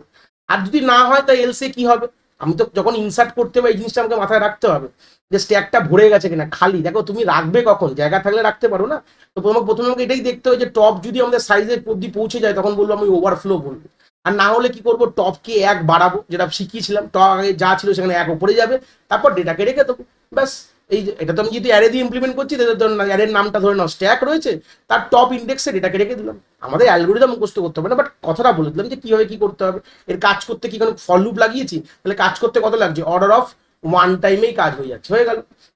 নেক্সট হচ্ছে পপ অপারেশন, যেটা কিভাবে অ্যাকচুয়ালি অ্যালগোরিদমটা কাজ করার। দেখো পপ মানে কি, ডিলিট করা। এবার ভাবো তোমার বালতিতে জল নেই, তুমি বালতি থেকে জল তুলতে যাচ্ছ, বালতি থেকে জল তুলতে পারবে কি, বলবে না স্যার পারবো না। কেন পারবো না? কারণ বালতিতে জল নেই বলে। সেখানে গল্পটা একটু আন্ডার ফ্লো বলা হয়। দেখো টপ যদি -1 রয়েছে, -1টা হচ্ছে ইমাজিনারি ইন্ডেক্স, তার মানে এখন স্ট্যাক খালি, কিছু নেই, তুমি কিছু ডিলিট করতে পারবে? আমরা কিন্তু কোনো ডিলিট করতে পারবো না, এটাকে বলে নো ডেটা ইন স্ট্যাক, বা এটাকে বলা হয় আন্ডার ফ্লো কিন্তু বলে আমি যাই। এই হচ্ছে বেসিক গল্প। আর না হলে কি করে বলতাম, প্রিন্ট করবো, হ্যাঁ প্রিন্ট করে দিলাম, তারপরে আমি টপকে 1 কমিয়ে দিলাম, প্রিন্ট করার পর টপকে আলটিমেটলি ডিলিট তো কিছু হয় না, অ্যাক্সেসটা বন্ধ করে দিই, ওভার রাইট করি পরবর্তীকালে। নেক্সট কি আছে, পিপ অপারেশন। পিপ কি বলছে, টপের ভ্যালু যদি -1, তাহলে অবভিয়াসলি তার মানে কি, পিপ করা মানে কি, টপ যে টপ মোস্ট এলিমেন্টকে প্রিন্ট করা। টপ মোস্ট এলিমেন্ট যেখানে পয়েন্ট করা আছে, মানে টপ যেখানে পয়েন্ট করছে সেই ভ্যালুটাকে প্রিন্ট করাটাকে পিপ অপারেশন বলা হয়। তো টপ যদি -1 থাকে তাহলে তার মানে কি ডেটা আছে, ডেটা নেই, তাই জন্য আমি কি বললাম, ডেটা কিন্তু আমাদের স্ট্যাকের মধ্যে নেই। তাহলে এটা মাথায় রাখতে হবে, পিপ কখন হয় না, আমাদের যখন স্ট্যাকে কিছু না থাকলে পিপ কিন্তু হবে না, ঠিক আছে। আর না হলে আমি সিম্পল প্রিন্ট করে দিলাম, স্ট্যাকের টপ যেখানে পয়েন্ট করছে সেখানে প্রিন্ট করে দিলাম, হয়ে গেল। আর ডিসপ্লের গল্প কি আছে, ট্রাভার্স বা ডিসপ্লে। তার প্রথমেই দেখতে হবে যে আদৌ কিছু মালপড়ি আছে কিনা স্ট্যাকের মধ্যে। যদি ডেটা থাকে তাহলে তো আমি ডিসপ্লে করবো, তো -1 থাকলে বলে দেবো না ডেটা কিছু নেই, তো ডিসপ্লে করার ব্যাপার নেই। আর না হলে আবার সেই 0 থেকে নিয়ে এই টপ অব্দি লুপ ঘোরাবো, এক একটা করে ভ্যালুকে প্রিন্ট করে দেবো, হয়ে গেল, গল্প শেষ। এইভাবে আমরা কি করতে পারি, আমরা প্রিন্টিং করতে পারি বা ডিসপ্লে করতে পারি স্ট্যাকের মধ্যে। এবার স্ট্যাক থেকে যে প্রশ্নটা এসেছিল, এটা কম্পিউটার অ্যাপ্লিকেশন এসেছিল 2016 সালে, সেটাই দেখাবো। প্রশ্ন এখান থেকে এসছে, এই কনসেপ্টটাকে বলা হয় ইনফিক্স থেকে পোস্টফিক্স কনভার্সন। এবার গল্পটা কি, এটা কি জিনিস একটু ক্লিয়ার করে দিই। আমাদের হয়তো প্রশ্ন এবছর কম্পিউটার সায়েন্সদেরও আসতে পারে, অ্যাপ্লিকেশনে তো এসছে কিন্তু সায়েন্সেও আসতে পারে। কি বলছে, ধরে না আমরা কোনো এক্সপ্রেশন লিখেছি a+b, যখনই ইনফিক্স এক্সপ্রেশন মানেটা কি, এটাকে বলে ইনফিক্স এক্সপ্রেশন বলা হয়। কেন? কেন কি অপারেটর কোথায় রয়েছে, অপারেন্ডের মানে অপারেটর রয়েছে দুটো অপারেন্ডের মাঝখানে। দুটো অপারেন্ডের মাঝখানে যদি কোনো অপারেটর থাকে তখন তাকে বলা হয় ইনফিক্স এক্সপ্রেশন। আর যদি ধরে নাও দুটো অপারেন্ডের পরে থাকে, পোস্টফিক্স এক্সপ্রেশন বলা হয় কখন, যখন তোমার দুটো অপারেন্ডের পরে আমাদের অপারেটর থাকে। দেখো অপারেটর আফটার অপারেন্ড, অপারেন্ডের পরে অপারেটর রয়েছে। আর যদি অপারেটরের আগে যদি থাকে যে +ab, তখন তাকে বলা হয় প্রিফিক্স এক্সপ্রেশন বলা হয়, যে অপারেটর বিফোর অপারেন্ড। তো আমাদের আলটিমেটলি কি হয়, আমরা যখন হিউম্যান কিন্তু আমাদের ইনফিক্স এক্সপ্রেশনের উপর বিলং করি, ঠিক আছে। হিউম্যান বিং কি করে, ইনফিক্স এক্সপ্রেশনের উপর কিন্তু কথা বলে, বাট কম্পিউটার ইনফিক্স বোঝে না, এটাকে পোস্টফিক্সে কনভার্ট করে নেয়। আমাদের যে কম্পাইলারের একটা কাজও কিন্তু যে আমাদের যে কোনো এক্সপ্রেশনকে পোস্টফিক্সে কনভার্ট করা। তো আমাদের আলটিমেটলি ইনফিক্স টু পোস্টফিক্স এই কনভার্সনের একটা অ্যালগোরিদম আছে, প্রচুর বড় অ্যালগোরিদম, সেই অ্যালগোরিদমটা দেখার দরকার নেই, বাট আমরা কাজটা বুঝলেই হবে কিভাবে কাজটা করে। তো সেই সূত্রে দাঁড়িয়ে আমাদের ইনফিক্স টু পোস্টফিক্স যে কনভার্সন বলে একটা অ্যালগোরিদম রয়েছে, যে কিনা যে কোনো আমাদের ইনফিক্স এক্সপ্রেশন থেকে পোস্টফিক্স এক্সপ্রেশনে কনভার্ট করার মতন সেই ক্ষমতা তাদের আছে। তো এটাই আমাদের প্রশ্ন কিরকম দিতে, দেখো 2016 সালে এসএলএসটি কম্পিউটার অ্যাপ্লিকেশনে দিয়েছিল, বলেছে যে এই যে এক্সপ্রেশনটা দিয়ে দিয়েছে, এই এক্সপ্রেশনটাকে আমাদের পোস্টফিক্সে কনভার্ট করলে 4টে অপশন ছিল, লিখিনি এখানে এখানে সলভ করেছি বলে, তো যেখানে যেটা রাইট সেটা তুমি ঠিক মারো। তো এরকম প্রশ্ন কিন্তু আমাদের এবছরও দিতে পারে, ঠিক আছে। তো আমাদের এই হচ্ছে এক্সপ্রেশনটা। তাহলে আমরা এক্সপ্রেশনটা সলভ করার ফার্স্ট টেকনিক আমরা কি দেখবো, প্রথমে আমাদের দেখতে হবে কতগুলো ব্র্যাকেটস রয়েছে। তাহলে আমি একটা ব্র্যাকেটকে হাইলাইট করি, তো এই হচ্ছে ধরুন ব্র্যাকেট রয়েছে, এই হচ্ছে ব্র্যাকেট, ভালো কথা। এই অ্যালগোরিদম করার জন্য কিছু জিনিস মাথায় রাখতে হবে, যেরকম হচ্ছে ইনটু আর ডিভাইড, ঠিক আছে, এবং আমাদের রিমাইন্ডার, এবং আমাদের প্লাস আর মাইনাস। আমাদের আলটিমেটলি যখন আমাদের কোনো এক্সপ্রেশন দেয় আমাদের এই অপারেটার্সগুলোই দেবে। তাই মাথায় রাখবে যে এইটা হচ্ছে আমাদের হাই প্রায়োরিটি অপারেটর, মানে ফার্স্টে রাখলাম, এটা সেকেন্ডে রেখেছি, মানে এইগুলো হচ্ছে হাই প্রায়োরিটি, এগুলো হচ্ছে লো প্রায়োরিটি। এটা আমরা সিতেও পড়েছি, সিওরও আমাদের প্রেসিডেন্সে পড়েছি, একই গল্প, ঠিক আছে। এই অপারেটর প্রায়োরিটিটা মাথায় রাখতে হবে। তো এবার চলে আসি, এবার আমরা প্রথমে এটা দেখবো, দুটো ব্র্যাকেট আছে, তো দুটো ব্র্যাকেটকে ফার্স্ট সলভ করবো আমি, ঠিক আছে। কিভাবে করবো দেখো, এটা বলেছে পোস্ট ফিক্স, পোস্ট ফিক্স মানে কি হবে, অপারেন্ডের পরে অপারেটর আসবে, তাহলে এ প্লাস বি, তাহলে আমরা যদি কনভার্ট করলে কি হবে, এ বি প্লাস হয়ে যাবে। দেখো আমাদের কি করতে হবে, জাস্ট প্লাসটাকে পরে নিয়ে আসতে হবে। এটা করার পর মনে মনে ধরো এটা একটা ওয়ান কাইন্ড অফ একটা সিঙ্গেল টার্ম হয়ে গেছে, ধরে নাও মনে মনে ধরো যে এ বি প্লাস একটা সিঙ্গেল টার্ম, যেরকম হচ্ছে ধরে নাও এরকম গল্প ছিল, এর মধ্যে 5 বি এর মধ্যে 10 যোগ করলে কি হয়ে যায়, 15 হয়ে যায়। তো সেই সূত্রে বলে 15 সিঙ্গেল টার্ম, তো ধরে নাও এ বি প্লাস একটা সিঙ্গেল টার্ম, এখন কিন্তু যা ছিল তাই রয়েছে। এবার দেখো এখানে হচ্ছে C into D minus E, তুমি কোনটা আগে করবো স্যার, দেখো আমি বলেছিলাম যে ইন্টুর কিন্তু প্রায়োরিটি আগে হবে, কারণ ইন্টু হচ্ছে 5 ফার্স্ট প্রায়োরিটি। তোমাকে যখন এখানে ব্র্যাকেট নেই তুমি দেখে যখন বুঝতে পারছো তখন ইন্টুকে আমি আগে করবো, তার মানে গল্প কি হবে, সি ডি ইন্টু, দেখো সি ডি ইন্টু কিন্তু ওয়ান কাইন্ড অফ একটা কি একটা এক্সপ্রেশন হয়ে গেল, এখন মাইনাস ই আছে। এবার এইটা একটা এক্সপ্রেশন হলো, ফার্স্ট এক্সপ্রেশন বা ফার্স্ট অপারেন্ট, সেকেন্ড অপারেন্ট, মাঝখানে হচ্ছে অপারেটর। তার মানে পরের লাইনটা তো কিরকম কিরকম দেখতে লাগছে, দেখো সি ডি ইন্টু, এটা তো একটা ছিলই, তারপরে এই মাইনাসটা ই এর পরে চলে গেল, দেখো ই এখানে রইলো, তারপরে মাইনাস, তাহলে এই টোটালটা কি হলো, একটা ওয়ান কাইন্ড অফ আমাদের এক্সপ্রেশন তৈরি হয়ে গেল। তার মানে এইটা একটা এক্সপ্রেশন, এইটা টোটালটা একটা এক্সপ্রেশন, আর এখানে তো এখন নর্মাল এফ বাই জি আছে। এবার দেখো কোনটা করবো, এবার এবার কোনটা, কেন কি এইটা মাঝখানে এটাকেও নিয়ে যেতে হবে আমাদের, পরে এটাকেও নিয়ে যেতে হবে, এটাকেও নিয়ে যেতে হবে। দেখো আমাদের বলেছিলাম যে ইনটু ডিভাইড আর এগুলো হচ্ছে একই প্রায়োরিটি, তাহলে তুমি যে কোনো একটা করতে পারো, বাট তখন আমি দেখবো লেফট টু রাইট করবো, লেফট টু রাইট মানে যে প্রথমে এসছে তাকে প্রথমে করবো, মানে ইনটু হচ্ছে লেফট টু রাইটে ইনটু প্রথমে। তাই জন্য দেখো এ বি প্লাস এই একটা টার্ম ছিল, এই সি ডি ইন্টু ই মাইনাস এই একটা টার্ম, ভালো কথা, আর এই ইনটুটা তারপরে চলে গেছে, তার মানে ইনটুটা এখানে চলে গিয়ে এই টোটালটা একটা কিন্তু এখন এক্সপ্রেশন তৈরি হয়ে গেল। তারপরে কাকে করবো, এই ইন্টুটাকে করবো, তার মানে এই এফ এইটা একটা টার্ম আর এখানে ইন্টু, মানে এটা যে ফার্স্ট টার্ম ধরে নাও, এটা সেকেন্ড টার্ম ধরে নাও, এটা মাঝখানে ইন্টু, তার মানে গল্প কি হবে, এই টার্মটা পুরো এখানে রইলো, তারপর এফ কে লেখো, তারপর ইন্টু তারপরে রেখে দাও, হয়ে গেল। এই টোটালটা মিলে একটা টার্ম হয়ে গেল, বাই জি আছে। এবার তাহলে বুঝতেই পারছো বাইটা পরে চলে যাবে, টোটাল টার্মের পরে এখানে এইটা টোটাল টার্ম, এটা জি আসলো বাই, তাহলে এটা কিন্তু কারেক্ট অপশন। যদি কোশ্চেন পেপার দেখো এটা অপশন সি তে ছিল, তো অপশন সি কিন্তু কারেক্ট। এইভাবে এগুলো করতে হবে, বাট এইটা এইভাবে করলে একটা দেখালে হবে না, কিছু হোমওয়ার্কে প্র্যাকটিস রয়েছে, এগুলো একটু প্র্যাকটিস করো বাড়িতে, কি কি হবে বুঝতে পারবে। যত প্র্যাকটিস করবে এইরকম ধরনের কনভার্সন আমাদের আলটিমেটলি ইনফিক্স থেকে পোস্টফিক্সে নিয়ে যেতে হবে, তো আমাদের ম্যানুয়ালি করে অ্যান্সার বলতে হবে। এটা আমরা যদি কলেজ লেভেলে ইউজ করতাম তাহলে আমাদের অ্যালগোরিদম দিয়ে সলভ করতে হতো, আমাদের চার্ট বানাতে হতো, এইসব কিন্তু এখন লাগবে না, ঠিক আছে। আমরা ম্যানুয়ালি যেহেতু আমরা মুখোমুখি করতে পারবো, তাহলে সেভাবেই করবো, এগুলো প্র্যাকটিস করলে জিনিসগুলো করতে পারবে, আর কোনো ব্যাপার নেই। তো এটা অ্যাপ্লিকেশন বেস প্রশ্ন কিন্তু স্ট্যাক থেকে দিয়েছে, যা দেখিয়ে দিলাম। নেক্সট হচ্ছে আমাদের কিউ, চলে আসলাম নেক্সট ডেটা স্ট্রাকচার। কিউ কে বলা হচ্ছে আমাদের one kind of a linear data structure, যেটা বুঝলাম, যেটা আমাদের ফার্স্ট ইন ফার্স্ট আউটে কাজ করে, ঠিক আছে। ফার্স্ট ইন ফার্স্ট আউট মানে যে আগে ঢুকবে সে আগে বেরাবে। কিউ হচ্ছে অ্যাকচুয়ালি বাংলা ভাষায় বলা হয় লাইন বলি আমরা, এই যে অটোর লাইন, বাসের লাইন, যে কোনো জিনিসে ব্যাংকে টাকা তোলার লাইন, হ্যাঁ, এই যে লাইনগুলো যে দেখি সেই লাইনটাকে ওয়ান কাইন্ড অফ ইংলিশ ভাষায় বা কম্পিউটার ভাষায় কি বলা হয়, কিউ বলা হয়। যে প্রথমে ঢুকবে সে প্রথমে কাজ করে বেরাবে। যেরকম আমাদের স্ট্যাকে দুটো ভেরিয়েবল ছিল, এই একটা ভেরিয়েবল ছিল টপ বলে, যে কিনা আমাদের কাজটা পুরো নিজেই দায়িত্ব নিয়ে সব কাজ করতো, ইনসারশন ডিলিশন বা পুশ পপ করতো। বাট কিউতে দুটো পয়েন্টিং ভেরিয়েবল, একটা গেলে রেয়ার বলে, একটা গেলে ফন্ট বলা হয়, ঠিক আছে। রেয়ার বলে যে ভেরিয়েবলটা দায়িত্ব হচ্ছে ডেটাকে ইনসার্ট করানো, এবার ফন্ট বলে ভেরিয়েবলটা দায়িত্ব হচ্ছে ডেটাকে ডিলিট করানো। এই দুটো ভেরিয়েবল রয়েছে, তার দুটো নির্দিষ্ট কাজ আছে, ইনসার্ট করা এবং ডিলিট করা, এই হচ্ছে বেসিক আইডিয়া, এই হচ্ছে ব্যাপার। তাহলে অপারেশনগুলো একটু ভালো করে দেখবো, কতগুলো অপারেশন হতে পারে তার নামগুলো একটু চিনবো। আমার টোটাল ওই আগের মতন পুশ পপ ডিলিট এগুলো থাকবেই, কোনো ব্যাপার না। বাট এই ওখানে যেটা পুশ ছিল সেটাকে বলা হয় এনকিউ বলা হয়, মানে স্ট্যাকে যেটাকে পুশ বলা হতো এখানে সেটাকে এনকিউ অপারেশন বলা হয়, যেখানে ডেটাকে ইনসার্ট করবো। যদি ইনসার্ট করতে আমাদের বলবো এনকিউ অপারেশন করছি, ডিলিট করতে হলে ডিকিউ বলবো, ডি কিউ ইউই ইউই দুটো মাথায় রাখবে, মানে পরবর্তীকালে আবার ডিকিউ করবো একটা অন্য জিনিস, যেখানে কিন্তু লাস্টে দুটো ইউই আছে, তাকে বলে ডি কিউ বলা হয়। এটার মানে হচ্ছে ডেটাকে ডিলিট করা, কোথা থেকে, কিউ থেকে ডিলিট করছি, এই হচ্ছে বেসিক গল্প।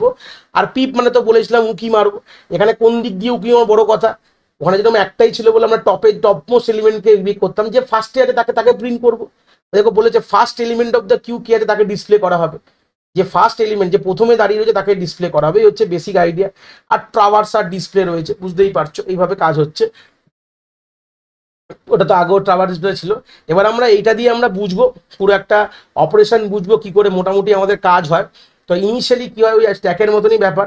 ইনিশিয়ালি ফন্ট আর রেয়ার কিন্তু একটা ইমাজিনারি ইন্ডেক্স -1 পয়েন্ট করে আছে, এই হচ্ছে ব্যাপার। যখন ধরুন না ফার্স্ট অপারেশন করছি NQ10, এই প্রথম যখন যখন যখন কিউ যখন খালি কিচ্ছু নেই ফাঁকা, ইনিশিয়ালি দুটোই -1 দাঁড়িয়ে আছে, প্রথম যখন এলিমেন্টটা ইনসার্ট করবো 10, তখন দুটো এখান থেকে কেটে দাও, কেটে এখানে হয়ে যাবে ফন্ট চলে আসবে, এখানে হয়ে যাবে রেয়ার চলে আসবে, এখানে 10কে ইনসার্ট করবো। তাহলে যখন আমাদের কিউ এমটি থাকে তখন কি করি, প্রথমে ইনিশিয়ালি রেয়ার আর ফন্ট -1 থাকে, যখন কিউ এমটি কিচ্ছু নেই, প্রথম যখন ইনসার্ট করতে যাবো তখন কি করব, আমি দুটোকেই এক এক ঘর করে এগাবো, মানে 0-তে নিয়ে আসবো, নিয়ে এসে আমি 10 এখানে ইনসার্ট করে দেবো, হয়ে গেল। তখন বড় প্রশ্ন তো স্যার আপনি ফন্ট বলেছিলেন ডিলিট করার জন্য কাজে লাগে, রেয়ার ইনসার্ট করার জন্য আপনি তাহলে ফন্টকে এগালেন কেন? আমার তো রেয়ার দিয়ে কাজ করা উচিত ছিল, তাই না? না, যদি না এগাতাম তার মানে কি আমাদের ডেটা ইনসার্ট তো হওয়া শুরু হয়ে গেল, কিন্তু ফন্ট তো পেছনেই পড়ে রইলো না। ডিলিট করার সময় এসে দেখবো যে না, তাহলে এলিমেন্টে কিছু নেই, ফাঁকা, এরকম মনে হবে না? তো সেই আন্ডারফ্লো কন্ডিশন যদি -1 থাকে, আন্ডারফ্লো কন্ডিশন দেখে আসলাম স্ট্যাকে। তো ওটাকে করার জন্য আমি ইনিশিয়ালি প্রথম যখন ইনসার্ট করি ফার্স্ট এলিমেন্টকে, তখন আমি দুটোকেই এগাই, এক ঘর করে 0-তে পয়েন্ট করি, ডেটাকে ইনসার্ট করি, হয়ে গেল। এবার NQ20, এবার রেয়ারকে শুধু এগাবো, রেয়ারকে এক ঘর এগালাম, এখানে 20 বসালাম, হয়ে গেল। NQ30, আবার রেয়ারকে আমি এক ঘর এগালাম, একই স্ট্যাকের মতন কাজ হয়ে, দেখো এক ঘর করে এগাবো, তারপর ডেটা বসাবো, একই ব্যাপার। এবার DQ হওয়া মানে কি, দেখো যেখানে ছিল আমাদের এবার মুছে দাও, রেয়ারগুলো এখানে আর নেই। এবার DQ করা মানে কি, মানে আমাদের ডিলিট করতে হবে, ডিলিট তো হয় না জানোই মোটামুটি। এখান থেকে আমাদের 10কে এখানে ধরো ডিসপ্লে করলাম, দেখিয়ে দিলাম, তাহলে এবার কি করবো, ফন্টকে আমরা এক ঘর এগিয়ে যাবো, মানে ফন্ট ছিল এখানে, এটা মুছে দিলাম, এখন ফন্ট আমার এক ঘর এগিয়ে গেছে। তাহলে রেয়ারও ইনসার্ট করছে ++এ, ফন্টও ইনসার্ট করছে, ডিলিট করছে ++এ, একই অর্ডারে। নেক্সট হচ্ছে পিপ, পিপ মানে ফন্ট যেটা পয়েন্ট করছে 20, এটাকে ডিসপ্লে করবে, তারপর 20 ডিসপ্লে হয়ে গেল, মানে যে ফন্ট ফার্স্ট এলিমেন্টটা এখন যে রয়েছে তাকে ডিসপ্লে করবে। এবার NQ50 মানে এবার রেয়ার এক বাড়লো, এখানে এখানে 50 ইনসার্ট করলাম। DQ আবার ফন্ট কি হবে, এখান থেকে 30কে এখানে চলে যাবে ফন্ট, আর 20 এখান থেকে ডিলিট হয়ে গেল, এখানে আমি 20 কমা দিয়ে লিখলাম, এখানে আমাদের ফন্ট চলে গেল, হয়ে গেল। এবার আমাদের কি আছে, পিপ, পিপ মানে ফের উকি মারছি, মানে 30 ছিল তাই উকি মেরে আমি এখানে কি লিখলাম, 30 এখানে রেখে দিলাম। তারপর আমাদের কি আছে দেখো, পিপের পর DQ, আবার DQ মানে আবার এখান থেকে ফন্ট এক ঘর এগাবে, মানে 30 এখানে আর নেই, 30কে প্রিন্ট করো, ফন্ট আর রেয়ার এখন একই জায়গায় দাঁড়িয়ে রয়েছে, আগের গুলোকে মুছে দিচ্ছি, তাহলে বুঝতে পারবে এখানে কিচ্ছু নেই, ফন্ট আর রেয়ার একই জায়গায় দাঁড়িয়ে আছে। এবার দেখো, এবার যদি ফের DQ যদি হয় তাহলে কি হবে, মানে এখান থেকে 50 মুছে দেবো, মুছে এখানে চলে গেল, তারপরে কেউ কি আছে, এখন তো কেউ নেই, এই জায়গাটা কিন্তু কেউ নেই, তাহলে দুটো মাঝখানে দাঁড়িয়েছে, কিন্তু এখন কিন্তু পুরো এই জিনিসটা খালি হয়ে গেল। তখন আমরা কি, যখনই আমাদের ফন্ট আর রেয়ার একই জায়গায় চলে আসে, যখন ডিলিট করলাম, তখন আমরা কি করি, এইটাকে মুছে আমরা আবার গিয়ে -1 সেট করিয়ে দিই, এই হচ্ছে অ্যালগোরিদমটা। তাহলে আমরা কি কি বুঝলাম, ইনিশিয়ালি -1 থাকলে এক এগিয়ে যাবে, আমি অ্যালগোরিদমও দেখাবো, চিন্তা নেই। তারপর ইনসার্ট করলাম, সব নর্মাল হলো, ফন্ট ++এ, রেয়ার ++, যেরকম করার করলাম। লাস্টে যখন ফন্ট আর রেয়ার এক জায়গায় চলে আসে ডিলিট করতে করতে, তখন আমরা ঘুরিয়ে ওটাকে ডিলিট করে আবার আমরা দুটোকে ইনিশিয়ালি -1 পজিশনে নিয়ে চলে যাই। এই হচ্ছে বেসিক গল্প। তাহলে প্রথমে আমি এক একটা করে অ্যালগোরিদম দেখাই, তাহলে ক্লিয়ার হবে। তাই ইনসার্ট কি বলছে, একই ব্যাপার, রেয়ার যদি সাইজে চলে তাহলে বলবো ওভারফ্লো বলবো, ঠিক আছে, রেয়ার সাইজে চলে গেছে, আর আমরা ওভারফ্লো বলে দিয়েছি। এবার দেখো, যখন ইনিশিয়াল ইনসার্ট করতে গেছি, যেখানে ফন্ট -1, রেয়ার -1 আছে, তো আমরা এই দুটোকেই আমরা 0-তে নিয়ে আসি, ফন্ট আর রেয়ার যে দেখালাম এক্ষুনি, ফার্স্ট ইনসার্ট করার সময় আমরা 0-তে নিয়ে আসে সিম্পল ইনসার্ট করতে পারি, তাইলে এখানেই করতে পারি, তলায় করেছি একই ব্যাপার। আর না হলে আমাকে রেয়ারকে এক বাড়িয়ে আমাকে ডেটাকে ইনসার্ট করতে হবে। এখানে একটা নতুন কন্ডিশনই হয়, যে এখানে এইটা নতুন স্ট্যাকের থেকে এটাই একটা আলাদা, এই জিনিসটা আগে ছিল না। ফন্ট আর রেয়ারকে -1 যদি থাকে, তাহলে এটাকে আমরা কি করবো, ওটাকে 0-তে করে তারপরে ইনসার্ট করবো, এইটা মাথায় রাখতে হবে এটা। আর এবার DQ-তে চলে আসলাম, মানে ডিলিট করার কোড, ফন্ট -1 থাকলে আমরা বলবো ওভার আন্ডারফ্লো, জানতাম ফন্ট -1 মানে কি কিছু নেই, কি বলবো, আন্ডারফ্লো বলে দেবো। এবার দেখো, ফন্ট যদি আমাদের গ্রেটার দ্যান রেয়ার, হয়তো হয় পার করে বেরিয়ে গেছে, হয় এক জায়গায় রয়েছে, এক জায়গায় থাকলে তো ডিলিট করলাম, পরবর্তীকালে করতে গেলে পার করে বেরিয়ে যেত, যদি পার করে বেরিয়ে যায় বা এক জায়গায় থাকলে কি হবে, দুটোকে -1 নিয়ে যেতে হবে, আর বলে দেবো যে নো ডেটা প্রেজেন্ট বলবো, দুভাবেই করা যেতে পারে। ইকুয়াল থাকলে ডিলিট করে নিয়ে যাও, একই ব্যাপার, বা এখানে গ্রেটার দ্যান লিখেছি, একই গল্পটা। আর না হলে আমরা কিউকে প্রিন্ট করলাম, যেখানে ছিল ফন্ট, যেখানে ছিল সেটা দিয়ে কিউ এর যে অ্যারে, মানে নামটা অ্যারে দিতে করেছি, করে আমরা এটাকে ফন্ট ++ বা এক বাড়িয়ে দিয়েছি। তো এইভাবে আমরা পুরো জিনিসটাই করতে পারি, ঠিক আছে। আর পিপের গল্প কি, সেই ফন্ট যদি -1 থাকে বা ফন্ট যদি পার করে বেরিয়ে যায় রেয়ারে, যদি এরকম সিচুয়েশন থাকে, তাহলে বলবো কোনো ডেটা নেই, কোনো অসুবিধা নেই। আর না হলে যে ফন্ট যাকে পয়েন্ট করেছে সেখান থেকে আমি সেই ভ্যালুটাকে আমি প্রিন্ট করে দেবো। আর ডিসপ্লেতে কি করা আছে, একই গল্প, ফন্ট যদি -1 বা ফন্ট রেয়ারকে বার করে বেরিয়ে যায়, তার মানে কোনো ডেটা নেই, ইকুয়াল বা বার করে বেরিয়ে যাবে, কোনো ডেটা নেই, হয়ে গেল। আর না হলে আমরা কি করব, আর রেয়ারকে ফ্রন্ট থেকে রেয়ার অবধি আমরা লুপ চালাবো, লুপ চালিয়ে প্রিন্ট করে দেবো। এইভাবে কিন্তু আমরা বেসিক কিউ এর অপারেশন কিন্তু করতে পারি। তা দুটো জিনিস বুঝে গেলাম, স্ট্যাক আর কিউ। এবার আমরা কিছু কিউ এর ভ্যারাইটি দেখবো। দুরকম কিউ হয়, তার আন্ডারস্ট্যান্ডিং নেবো। সিলেবাসে লেখা নেই, বাট তাও একটা আন্ডারস্ট্যান্ডিং নেবো, যদি বাই চান্স প্রশ্ন আসে আমরা করতে পারবো। তাহলে ফার্স্ট হচ্ছে সার্কুলার কিউ। সার্কুলার কিউ প্রথমে জানবো আবিষ্কার কেন হয়েছিল, যে আমাদের লিনিয়ার কিউতে যে কিউটা এক্ষুনি পড়লাম তার একটা ডিসঅ্যাডভান্টেজ আছে। কি ডিসঅ্যাডভান্টেজ দেখে নাও। বলছে wastage of memory location due to linear representation, মানে মেমোরি ওয়েস্টেজ হচ্ছে কেন। দেখো ভালো করে দেখো, ফন্ট এখানে দাঁড়িয়ে আছে, ধরো না কোনো সিচুয়েশন বলছি যেখানে ফন্ট এখানে দাঁড়িয়ে রয়েছে, রেয়ার আমাদের লাস্টে চলে গেছে, যেটাকে এন্ড অফ কিউ। যদি এখন আমি ফের ইনসার্ট করতে যাই, আমাকে কি বলবে, বলবে ভাই তোমার তো কিন্তু লাস্টে চলে এসছো, এটা তোমার কি হবে, ওভারফ্লো বলবে, তাই তো। আমরা আগে দেখে আসলাম যখনই লাস্টে চলে যায় সাইজে পৌঁছে গেলে কি বলি, ওভারফ্লো বলি। বাট তাও দেখো আমাদের কিন্তু খালি জায়গা তো রয়েছে, তো আমাকে তো এখানে এইগুলোতে ইনসার্ট করতে পারতাম। বাট আমাদের যেহেতু আমাদের লিনিয়ার, মানে শুরু এখানে শেষ ওখানে, এই লিনিয়ার রিপ্রেজেন্ট করার জন্য আমাদের এখানে সব থেকে বড় একটা প্রবলেম কিন্তু এখানে ফেস করতে হয়, ঠিক আছে। তো এই জন্য এটাকে, এই প্রবলেমটাকে বন্ধ করার জন্য আমরা ইউজ করি সার্কুলার রিপ্রেজেন্টেশন। কি দিয়ে করি, সার্কুলার অ্যারে দিয়ে। যেখানে দেখতে পাচ্ছ শুরুটা ঘুরে গিয়ে এখানে শেষে দিয়ে কানেক্ট হয়েছে, জিরো এখান থেকে শুরু হয়েছে, ঘুরে কিন্তু শেষে গিয়ে কানেক্ট হয়েছে, মানে আবার জিরোর সাথেই কানেক্ট হয়ে গেছে। তো এটা তো আমাদের র্যামে এরকম জিনিস তৈরি করা যায় না, বাট এটা আঁকার জন্য এঁকে দেখিয়েছি, এটাকে বলে সার্কুলার অ্যারে বলা হয়। বাট কি করে অ্যাকচুয়ালি এটা হয় এটা দেখাবো গিয়ে। অপারেশন কি কি যা সেম পড়েছি, ইনসার্ট যেটাকে বলা হয় এনকিউ বলা হয়, ডিলিটকে ডিকিউ বলা হয়, পিপ ট্রাভার্স, একই গল্প একই জিনিস, খুব একটা আলাদা কিছু ব্যাপার নেই, কনসেপ্ট পুরো একই। জাস্ট অপারেশন ওগুলো সবথেকে আমাদের অর্ডার অফ ওয়ান টাইমেই কাজ হয়, এরকম ব্যাপার না কোনোটাই এখানে হয়। যে কোনো কিউতে যে কাজ করার সময় কিন্তু আমাদের অর্ডার অফ ওয়ান। জাস্ট এখানে চেঞ্জেস কি, লিনিয়ারে কিছু প্রবলেম ছিল বলে এটা সার্কুলার রিপ্রেজেন্ট করছে। এটা কিভাবে সার্কুলারলি হয় সেটা দেখাবো। এটুকু বুঝতে পারলাম কানেক্টেড আছে, মানে 4 এর পর 0 কানেক্টেড। তো একই গল্প, ধরো ইনিশিয়ালি ফন্ট আর রেয়ার এখানে রয়েছে সবসময়, তাই এন কিউ অপারেশন করলাম, তাহলে কি হবে, দুটোকে এখান থেকে তুলে এখানে নিয়ে আসবো, ফন্ট আর একই গল্প। দেখো 10 বসিয়ে দিলাম, কোনো আলাদা নেই। ফের এবার যখন এন কিউ করলাম, তাহলে রেয়ার এখান থেকে এখানে চলে গেল, 20 বসালাম। আবার এন কিউ 30, মানে রেয়ার এখান থেকে এখানে চলে গেল, 30 করলাম। আবার এন কিউ 40 লেখা, মানে আবার রেয়ার এখান থেকে 1 বেড়ে এখানে চলে গেল, 40 ইনসার্ট হলো। আবার এন কিউ 50, মানে একদম রেয়ার কিন্তু এখানে চলে গেল, মানে এখানে 50 ইনসার্ট হয়ে গেল, একবারে তারপরে ইনসার্ট হয়। আর এগুলো সব এখান থেকে মুছে দিলাম। তাহলে এই হচ্ছে কন্ডিশন এখন রয়েছে। এবার দেখো ডিকিউ গল্পে দেখো, যেই ডিকিউ করলাম তার মানে কি, ফন্ট যেখানে পয়েন্ট আছে এখান থেকে 10কে প্রিন্ট করলো, করে আমাদের ফন্ট এক ঘর এগিয়ে গেল। আর এই জিনিসটাকে মুছে দিলাম, মানে এই জায়গাটা নেই আর, ঠিক আছে। তাহলে এই জায়গাটা আমাদের আর কোনো গল্প নেই, এখানেও কিছু নেই, ঠিক আছে। এই হচ্ছে ব্যাপার। এখন দেখো সামনের জায়গাটা খালি আছে। এখন যদি আমি এনকিউ আমি যদি করি, ধরে নাও 60, তার মানে গল্প কি হবে, এবার এই রেয়ারটা এখান থেকে থাকবে, এটা ঘুরে সামনে চলে, যেহেতু আমাদের লিনিয়ার সার্কুলার আছে, তাহলে 4 এর পর হচ্ছে 0, তাহলে এখানে গিয়ে আমি কি বসাবো, 60 বসাবো, ঠিক আছে। এখন কিন্তু রেয়ার কিন্তু এখানে নেই। এবার ধরে নাও আমি যখন বসাতে চাইছি, ধরে নাও পিপ করলাম, পিপ মানে বুঝি যেখানে ফন্ট কাকে পয়েন্ট করেছে 20কে, তা ডিসপ্লে করবে 20, হয়ে গেল। এবার যদি আবার এনকিউ 70 করে, তাহলে কি হবে, আর কি ইনসার্ট করতে পারবো, আর কি জায়গা আছে না। তাহলে এখানে ওভারফ্লো কন্ডিশনটা কি হবে, যদি তোমার রেয়ারের সাথে 1 যোগ করলে যদি ইকুয়াল টু ফন্ট হয়ে যায়, তখন এটা হচ্ছে আমাদের এক্সট্রিম কন্ডিশন বলতে পারি। দেখো রেয়ার ফন্টের পেছনে যখন থাকে, ফন্টের পেছনে রেয়ার হওয়া মানে এখানে আর কোনো তোমার ডেটা তুমি রাখতে পারবে না, মানে তোমার ভরে গেছে, তোমার কিউব এখন ভরে গেছে, এই হচ্ছে ব্যাপার। তো ওভারফ্লো কন্ডিশনটা আমাদের সার্কুলার অ্যারের জন্য কি করে করি, rare +1 mod n is equal to font, এটা হচ্ছে আমার কন্ডিশনটা। দেখো আমি বোঝাবো, রেয়ার এখন 0 দাঁড়িয়ে আছে, ভালো কথা, এইটুকু দেখো। 0-র সাথে 1 যোগ করলাম, মড মানে রিমাইন্ডার অপারেটর, mod 5 করেছি। তো 0 + 1 1 mod 5 করলে কি হয়, 1ই হয়। তো 1 আর 1 সমান, তাই জন্য বলছি ওভারফ্লো বলেছি, মানে আর ডেটা নেই, ঠিক আছে। এই হচ্ছে বেসিক গল্প। এইভাবে আমরা ওভারফ্লোটা চেক করি। ওখানে যেমন ওভারফ্লো নর্মাল যেভাবে চেক করতাম, মাইনাস আমার যে সাইজে চলে যায়, এখানে কোনো সাইজের গল্প নেই কিন্তু। যেহেতু সার্কুলারের গল্প রয়েছে, সার্কুলার মানে ঘুরে আমাকে যেখানে শেষ তার ঘুরে আবার শুরুতে চলে আসবে, মানে শেষ থেকে আবার ঘুরে শুরুতে চলে যাচ্ছে। সার্কুলারে কিন্তু ওভারফ্লো কন্ডিশনটা কি আছে, যে আমাদের রেয়ার +1 mod n কিন্তু ফন্ট যদি ইকুয়াল টু ফন্ট হয়, এটা হচ্ছে আমাদের ওভারফ্লো কন্ডিশন। যেটা এটাই শুধু পার্থক্য, মানে আমাদের নর্মাল আমাদের কিউআর এর মধ্যে এটাই পার্থক্য। আর ওখানে যেরকম নর্মালি প্লাস প্লাস করে বাড়াই, এখানে আমরা প্লাস প্লাস করে বাড়াই না। লিনিয়ার এটাতে যেরকম নর্মাল লিখে দিলাম, রেয়ার প্লাস করে বাড়িয়েছিলাম আগে দেখে এসছো, কিন্তু এখানে তা করি না।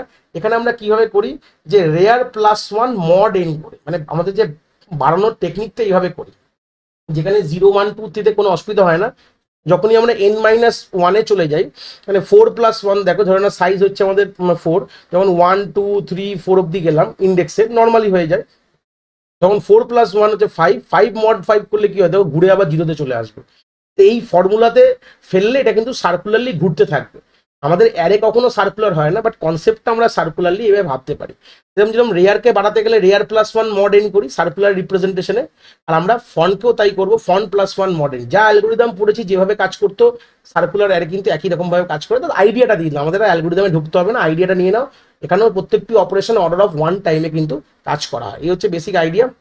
নেক্সট চলে গেলাম হচ্ছে আপনাদের নেক্সট পোর্শনে, যেটাকে বলে ডাবল এন্ডেড কিউ। তো চলে গেলাম, কি বলছে ডাবল এন্ডেড কিউ কথাটা মানে কি, এটাকে এই জন্য নাম হচ্ছে ডি কিউ বলা হয়, লাস্টে কিন্তু ইউইটা অ্যাড করবে না, ঠিক আছে।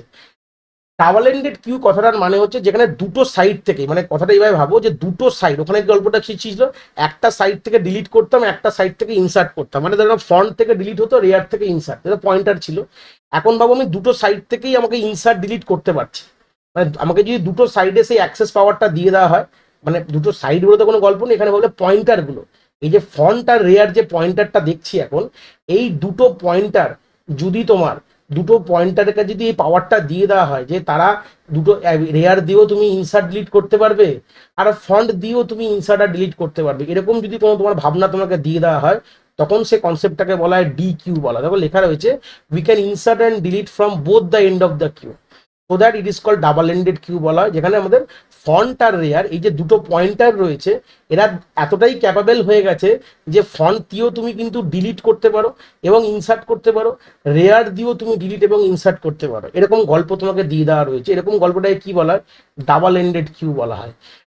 ডি কিউ বা ডাবল এন্ডেড কিউ, এটা হচ্ছে স্ট্যাক প্লাস কিউ এর অপারেশন। কেন দেখো, ভালো করে ভেবে দেখো, ফন্ট নিজের দুটো কাজই করতে পারছে। দেখো আমাদের টপও তাই করতো না, টপ বলে যে এলিমেন্টটা ছিল স্ট্যাকে, সেও তাই করতো। তাহলে রেয়ার দুটো কাজ করতে পারছে, তাহলে মানে আলটিমেটলি এখানে স্ট্যাকের ফ্লেভারটাও পাচ্ছ, আর দুটো মিলিয়ে যদি এক একটা করে ভাবো তাহলে যেন তুমি কিউ এর ফ্লেভারও পাচ্ছ। এই জন্য তুমি দুটোভাবেই করা হয়, দেখে স্ট্যাকও বা প্লাস কিউ দুটো মিলিয়ে এই দুটো পাওয়ারই এর মধ্যে রয়েছে, মানে স্ট্যাকের পাওয়ার এবং কিউ এর পাওয়ার দুটোভাবে রয়েছে। এটা হচ্ছে আমরা ডি কিউকে আমরা সার্কুলার অ্যারে দিয়ে করি, বাট সার্কুলার মানে ফর্মুলা লাগাই না, কেন কি এখানকার যদি অ্যালগোরিদমটা, আমি অ্যালগোরিদম আর দেখাবো না, এখানকার দরকার পড়বে না আমাদের অত ইনডেপথ অ্যালগোরিদম, বাট অ্যালগোরিদম যদি আমরা দেখি ডি কিউ এর কিভাবে কাজ করে, তখন দেখবো যে আমাদের কোডই এমনভাবে ডিজাইন করা আছে যেখানে আমাদের আমাদের সার্কুলার ওই যে মডার্ন ফর্মুলাটা দরকার পড়বে না। তো ডিকিউ দু রকম হতে পারে, একটাকে বলে ইনপুট রেস্ট্রিক্টেড ডিকিউ, একটাকে বলে আউটপুট রেস্ট্রিক্টেড ডিকিউ। আর ইনপুট রেস্ট্রিক্টেড কথাটার মানে কি, তাহলে এখানে গল্প বলছে ইনপুট যে কোনো একটা সাইড থেকে করবো, ডিলিট দুটো সাইড থেকেই করা যেতে পারে।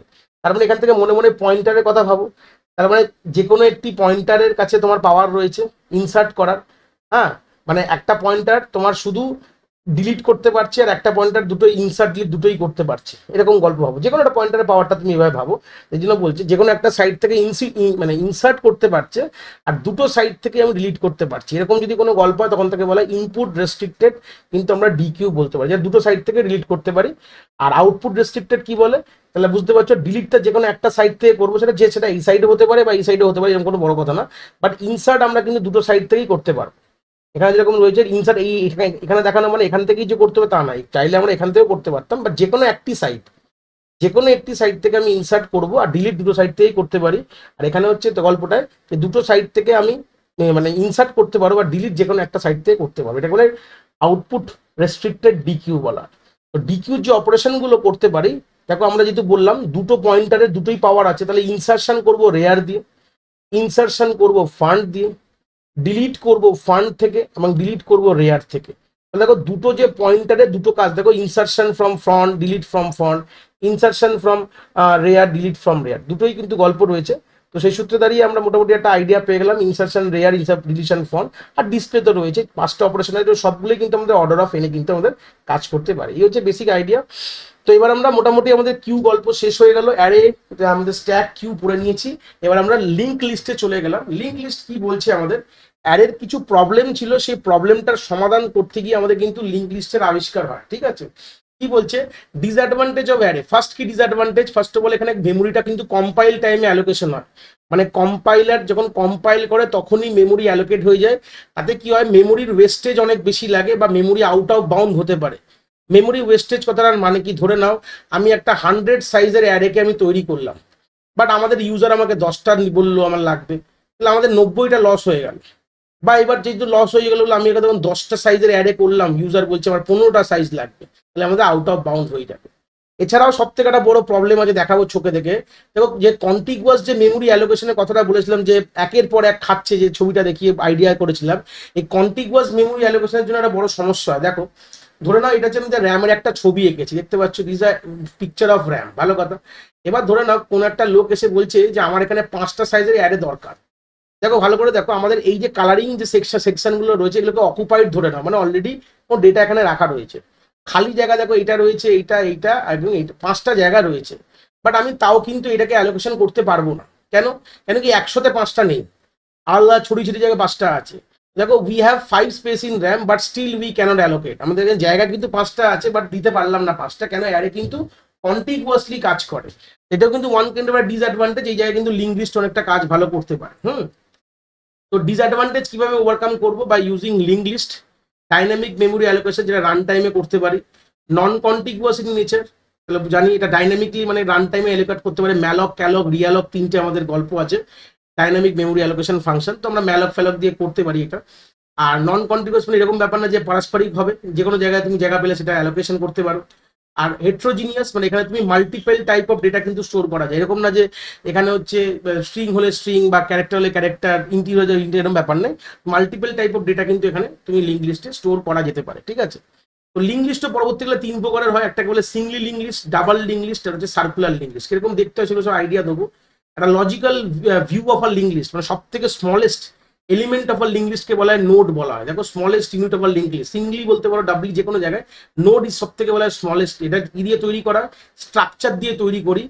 নোডের মধ্যে দুটো পার্ট থাকে, একটা ডেটা পার্ট যেখানে ডেটা স্টোর করা হবে, আর একটা অ্যাড্রেস পার্ট যেখানে address of next node store করা হবে। কিরকম দেখতে হয় পরে দেখালে বুঝতে পারবে। তাহলে একটা নোড বলে হোয়াট নাথিং বাট এটা হচ্ছে সব থেকে smallest unit of a link list, যেখানে একটা পার্টে থাকে ডেটা আর একটা পার্টে থাকে অ্যাড্রেস, যে কিনা পরের নোডকে ধরে রাখতে পারে, ঠিক আছে। এই হচ্ছে বেসিক আইডিয়া। তাহলে এটা আমরা স্ট্রাকচারের সাহায্যে প্র্যাকটিক্যালি তৈরি করতে পারি। এই যে struct node int data node, struct node star next, এই যে দেখো এটা পয়েন্টিং ভেরিয়েবল যে কিনা পরের নোডকে পয়েন্ট করবে। তো প্র্যাকটিক্যালি কোডিং এর কোনো আমাদের ব্যাপার দরকার নেই, জাস্ট আইডিয়াটা দেখালাম যে এইভাবে যদি লিখি একটা নোডকে আমি এইভাবে তৈরি করতে পারবো, যেখানে এক পার্টে কি আছে দেখো ডেটা রাখতে পারছি, আর এটা হচ্ছে যে তোমার pointer variable, one kind of কি টাইপের নোড টাইপের পয়েন্টার ভেরিয়েবল, যে কিনা যার মধ্যে কি রাখবে পরের নোডের অ্যাড্রেস কিন্তু আমরা রাখতে পারবো। এইরকম লিঙ্ক লিস্ট দেখো দেখতে কিরকম কি হয়। এটা ধরো নোড 1, নোড 2, নোড 3, নোড 4, 4টে নোডের লিঙ্ক লিস্ট তৈরি করে দেখিয়েছি। দেখো এটা ডেটাতে 5 রাখা আছে, নোডের অ্যাড্রেস হচ্ছে 1000, মানে নোডটা তৈরি হয়েছে 1000 মেমোরি লোকেশনে, আর নোডের যে নেক্সট পোর্শনে দেখো এখানে 3000, মানে পরের নোডকে পয়েন্ট করেছে। এই লিঙ্ক লিস্টে একটা বড় গল্প কি আছে, যখন আমরা সিঙ্গেল লিঙ্ক লিস্ট ডিজাইন করি তখন সবসময় ভাববে যে একটা লিঙ্ক লিস্ট তার পরের লিঙ্ক লিস্ট, পরের নোডকেই চেনে। লিঙ্ক লিস্ট বলবো না, একটা নোড, যে নোড 1 সে তার পরের কে চিনবে, নোড 2 কিন্তু তার আগেরকে কখনো কেউ চেনে না। এটাই সবথেকে বড় ডিসঅ্যাডভান্টেজ, মানে আমরা সবার পরেরটাকে, পরের লোককে চিনবো। মানে নোড 1 নোড 2 কে চিনবে, নোড 2 নোড 3 কে চিনবে, নোড 3 নোড 4 এ চিনবে, নোড 4 এর পর কেউ নেই বলে লাস্টে কি থাকে, নাল থাকে। নাল কথাটার মানে হচ্ছে এখানে কেউ নেই, যখন তৈরি হয় নোডের তলায় নাল দিয়ে তৈরি হয়। দেখো এর যে মেমোরি অ্যাড্রেসিং গুলো দেখো, যে যেখানে যা আগে পেয়েছে সেখানে করেছে, প্রথমে 1000, 3000 এগুলো বললাম না। নন কন্টিগুয়াস কেন বললাম? যে যেখানে জায়গা পেয়েছে সেখান থেকে সে ওটা করেছে, এটা রাখতে পারছি। আর স্টার্টিং যে নোটটাকে একটা হেড বলে পয়েন্টার পয়েন্ট করে থাকে, যে কিনা স্টার্টিং নোটকে, এটা একটা one kind of pointing variable, pointer variable structure node টাইপেরই, যে স্টার্টিং নোটটার অ্যাড্রেস ধরে থাকে, যাকে বলা হয় মাথা, লিঙ্ক লিস্টের মাথা বলা হয়। লিঙ্ক লিস্টে কিন্তু কোনো ইন্ডেক্সিং হয় না, কোনো যেরকম অ্যারেতে ইন্ডেক্সিং হয়, লিঙ্ক লিস্টে কোনো ইন্ডেক্স হয় না। আর যে হেডটা কি অলওয়েজ স্টার্টিং নোটকে পয়েন্ট করে থাকে। এই যে দেখালাম আমি যে আমাদের যে হেট্রোজিনিয়াস, মানে একটা নোডের মধ্যে আমি মাল্টিপল ডেটাও চলে রাখতে পারি, দেখতে পাচ্ছি আমাদের 3টে ডেটা রেখেছি, তার এই পরের পার্টে আমাদের অ্যাড্রেস যে কিনা পরের নোটকে পয়েন্ট করে রেখেছে, এখানেও 3টে রেখেছি যেটা কিনা পরের নোটকে পয়েন্ট করে রেখেছি। এইভাবে আমরা চাইলে এরকমও লিঙ্ক লিস্ট বানাতে পারি, যেখানে আমরা মাল্টিপল হেট্রোজিনিয়াস ডেটা কিন্তু আমরা এখানে রাখতে পারি, ঠিক আছে। কি কি অপারেশন হতে পারে, যেরকম আমরা অ্যারেতে পড়েছি, ইনসারশন, যেখানে আমাদের beginning, ending, after are given data, before are given data. Beginning করার জন্য যে সময়টা লাগে হচ্ছে অর্ডার অফ 1, আমি আর অ্যালগরিদমে যাইনি, গল্পটা হচ্ছে তোমরা এটুকু জেনে রাখো যে কত সময় লাগে। এন্ডিং করতে গেলে আমাদের অর্ডার অফ এন, যেটা কিন্তু অ্যারেতে অর্ডার অফ 1 লাগবে, এখানে অর্ডার অফ এন লাগে। আর বিগিনিং এ কিন্তু আমাদের অ্যারেতে লাগবে হচ্ছে অর্ডার অফ এন, এখানে অর্ডার অফ 1 লাগে। আর বাকি সবগুলোই কিন্তু অর্ডার অফ এনই লাগে, এনখানা নোট হলে এনখানার সময় লাগবে। ডিলিশনও তাই, স্টার্টিংটা অর্ডার অফ এন লাগে, আর এন্ডিং গুলো তোমাদের সবগুলো অর্ডার অফ এন লাগে। আর সার্চ করতে আমাদের অর্ডার অফ এন সময় লাগে সিঙ্গেল লিঙ্ক লিস্ট থেকে, ঠিক আছে। আর এদিকে হচ্ছে আমাদের রিভার্স এবং আমাদের ডিসপ্লেতেও সেমই আমাদের অর্ডার অফ এন খানা সময় লাগে। টাইমগুলো মাথায় রাখো, এটুকু মোর দেন এনাফ, আর এর থেকে কিছু লাগবে না। আর ডিসঅ্যাডভান্টেজ অফ লিঙ্ক লিস্টে যদি কথা বলি, ওভার অ্যান্ড অ্যারে কি বলছে, যে আমাদের মোস্ট অফ দ্য যে অপারেশন আছে এক্সেপ্ট দুটো বাদ দিয়ে সবই কিন্তু অর্ডার অফ এন টাইম কমপ্লেক্সেই লাগে। সব থেকে একটা বড় কথা বলি, এখানে কোনো রকম কোনো ইন্ডেক্স যেহেতু নেই, আমরা ডাইরেক্ট কোনো নোটকে অ্যাক্সেস করতে পারি না।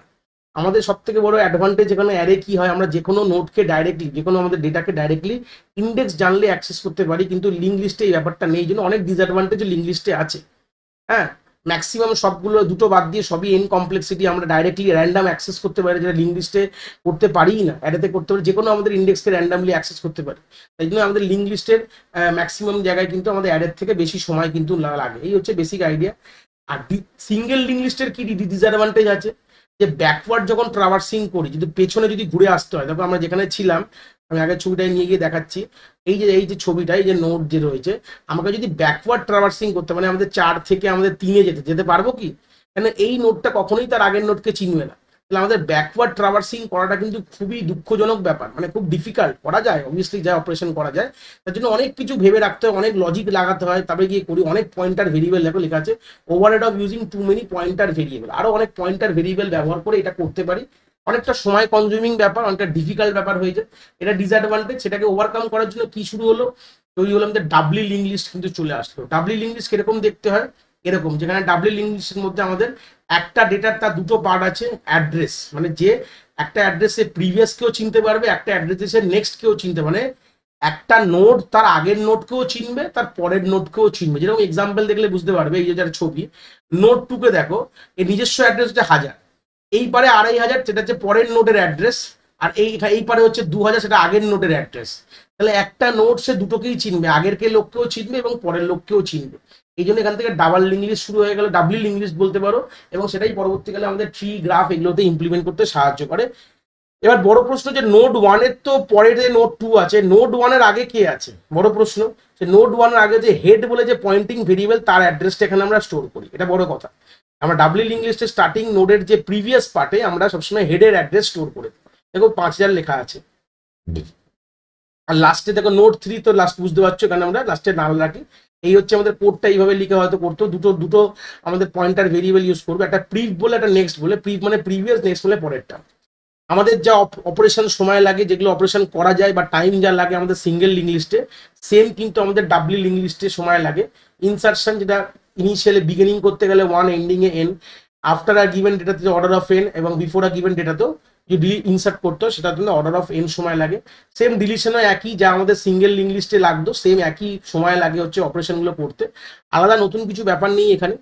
এরকম সার্চ করার জন্য অর্ডার অফ এন, রিভার্স করার জন্য আমাদের অর্ডার অফ এন, এবং ট্রাভার্স করতে গেলেও অর্ডার অফ এন লাগে। ঠিক আছে, যে পরে নোটের গল্পতে কি রয়েছে, যে ডাবলি লিঙ্ক লিস্ট দিয়ে পরবর্তীকালে আমাদের গ্রাফ ডেটা স্ট্রাকচার এবং ট্রি ডেটা স্ট্রাকচার আমরা প্র্যাকটিক্যালি ইমপ্লিমেন্ট করতে পারি। ঠিক আছে, এই হচ্ছে আমাদের ডাবলি লিঙ্ক লিস্ট শেষ হলো। এবার আমাদের লাস্ট পার্টে হয়ে গেল সার্কুলার লিঙ্ক লিস্ট। ঠিক আছে, তো সার্কুলার লিঙ্ক লিস্ট এখানে কি আছে, এক্স্যাক্টলি একদম same as a single link list, কোনো ডিফারেন্স নেই। হ্যাঁ, কোনো ডিফারেন্স নেই, এক্সেপ্ট যে লাস্ট যে নোডটা অলওয়েজ পয়েন্ট করবে তার first node of the link list. Exactly যা সিঙ্গেল লিঙ্ক লিস্ট আমরা পড়ে এসেছি, যা আইডিয়া আমি ছবি দেখালে বুঝতে পারবে, সব same. Operation A to Z, time complexity A to Z same, কোনো আলাদা নেই, কোনো আলাদার বিষয় নেই। বাট এখানে গল্পটা কি আছে, যে অলওয়েজ যে ফার্স্ট যে নোটটা, হ্যাঁ লাস্ট যে নোটটা, সে ফার্স্ট নোটকে পয়েন্ট করে থাকবে, যেটা আমি দেখালে বুঝতে পারবো। আর বলে দিই, যতগুলো অপারেশনের টাইম কমপ্লেক্সিটি, প্রত্যেকটি যতগুলো অপারেশন ছিল exactly same as single link লিস্টে যা লাগবে ওটাও তাই লাগবে, এর থেকে বড় কিছু বিকল্প ব্যাপার নেই। আর ছবি হচ্ছে এইটা, দেখো node 1, node 2, node 3, node 4 a single link লিস্টের নাল ছিল, বাট এখানে তা না। এখানে কার অ্যাড্রেস, এটা দেখো নোড 1 এর অ্যাড্রেস, মানে এইভাবে একটা লিঙ্ক করানো আছে। ঠিক আছে, এই লিঙ্ক করাটাকে বলে সার্কুলারলি চলছে, সার্কুলার লিঙ্ক লিস্ট। অ্যারেতে দেখে জিনিসটাকে বোকা বোকা লাগছিল, বাট লিঙ্ক লিস্টে দেখে জিনিসটা একদম নর্মাল লাগছে, যে কোনো ব্যাপার না, এরকম হতেই পারে জিনিসটা। এটাকে বলা হয় সার্কুলার লিঙ্ক লিস্টের গল্প। ঠিক আছে, এই হচ্ছে 4টে পার্ট শেষ হয়ে গেল। এবার আমরা পরের ধাপে চলে আসলাম, আমাদের লিনিয়ার ডেটা স্ট্রাকচার শেষ। এবার আমরা বাইনারি ট্রি, যেটা আমাদের সিলেবাসে হয়তো ডাইরেক্টলি বলা নেই, বাট প্রশ্ন দিয়েছে, তো তার ব্যাপারে একটু গল্প করব, কি বলতে চেয়েছে। তো বাইনারি ট্রি কথাটার মানে কি, ট্রি মানে হচ্ছে নন লিনিয়ার ডেটা স্ট্রাকচার, এটা অলরেডি জানি, আমরা পড়েছি। এটা বলছে যে প্রত্যেকটি নোড, দেখো এটা কিন্তু লিঙ্ক লিস্ট থেকেই জন্মেছে, এখানে যা বলবো নোডের কথা বলবো, সব ডাবলি লিঙ্ক লিস্টের কথা ভাবো। প্রত্যেকটি নোডের দুটো করে চিলড্রেন থাকতে পারে, যেমন ছবি দেখো, এই একটা নোড, সে একে পয়েন্ট করেছে, এটা চিলড্রেন, এটা যে নোড বলছি তার যে জায়গায় পয়েন্ট করে তাকে কি বলা হয়, চিলড্রেন বলা হয়। তার দুটো করে চিলড্রেন থাকবে, এটাকে লেফট চাইল্ড বা রাইট চাইল্ড বলবো। দেখো এখানে দেখলে বুঝতে পারবে, যদি এটাকে তুমি একটা নোড ধরো তাহলে এটাকে বলে লেফট চাইল্ড ধরো, তার যেটা লেফটে রয়েছে, আর রাইটকে বলে রাইট চাইল্ড ধরো। এটাকে লেখা রয়েছে একটাতে, দেখো এর মাঝখানে ডেটা রয়েছে, যেরকম ডাব্লিউ ইংলিশ যেটা পড়িয়েছিলাম একই গল্প। এখানে ডেটা থাকবে, এখানে লেফট চাইল্ডের অ্যাড্রেস থাকবে, রাইট চাইল্ডের, আর রাইট চাইল্ড বলতে গেলে সেই নোডটার অ্যাড্রেস, মানে এখান থেকে একটা নোড আবার এরকম আসবে, আর এরকম ভাবে এইভাবে যদি আমরা পড়ি তখন থেকে ট্রি স্ট্রাকচারে চলে আসছে, ঠিক আছে। এই data point to the left child, point to the right child, এই যে বেসিক এক্সাম্পল রয়েছে। তাহলে আর টার্মিনোলজি বলতে হবে, যে প্রথমে জানতে হবে যে কি নোড মানে কি। এটা হচ্ছে সেই ওই লিঙ্ক লিস্টের fundamental part of binary tree. Each node বা each node content data and link to two child. প্রত্যেকটি নোডের মধ্যে কি থাকে যেটা বললাম, ডেটা থাকবে এবং তার দুটো চাইল্ডকে ধরার মতন ক্ষমতা। এটা বাইনারি কেন বলছে, মানে অ্যাটমোস্ট একটা নোড দুটো নোডকে ধরে রাখতে পারবে, দুটো পরবর্তীকালে নোডকে ধরে রাখতে পারে বলে এটাকে বলা হয় বাইনারি ট্রি বলা হয়, ঠিক আছে। এই হচ্ছে বেসিক গল্প বাইনারি কথাটা।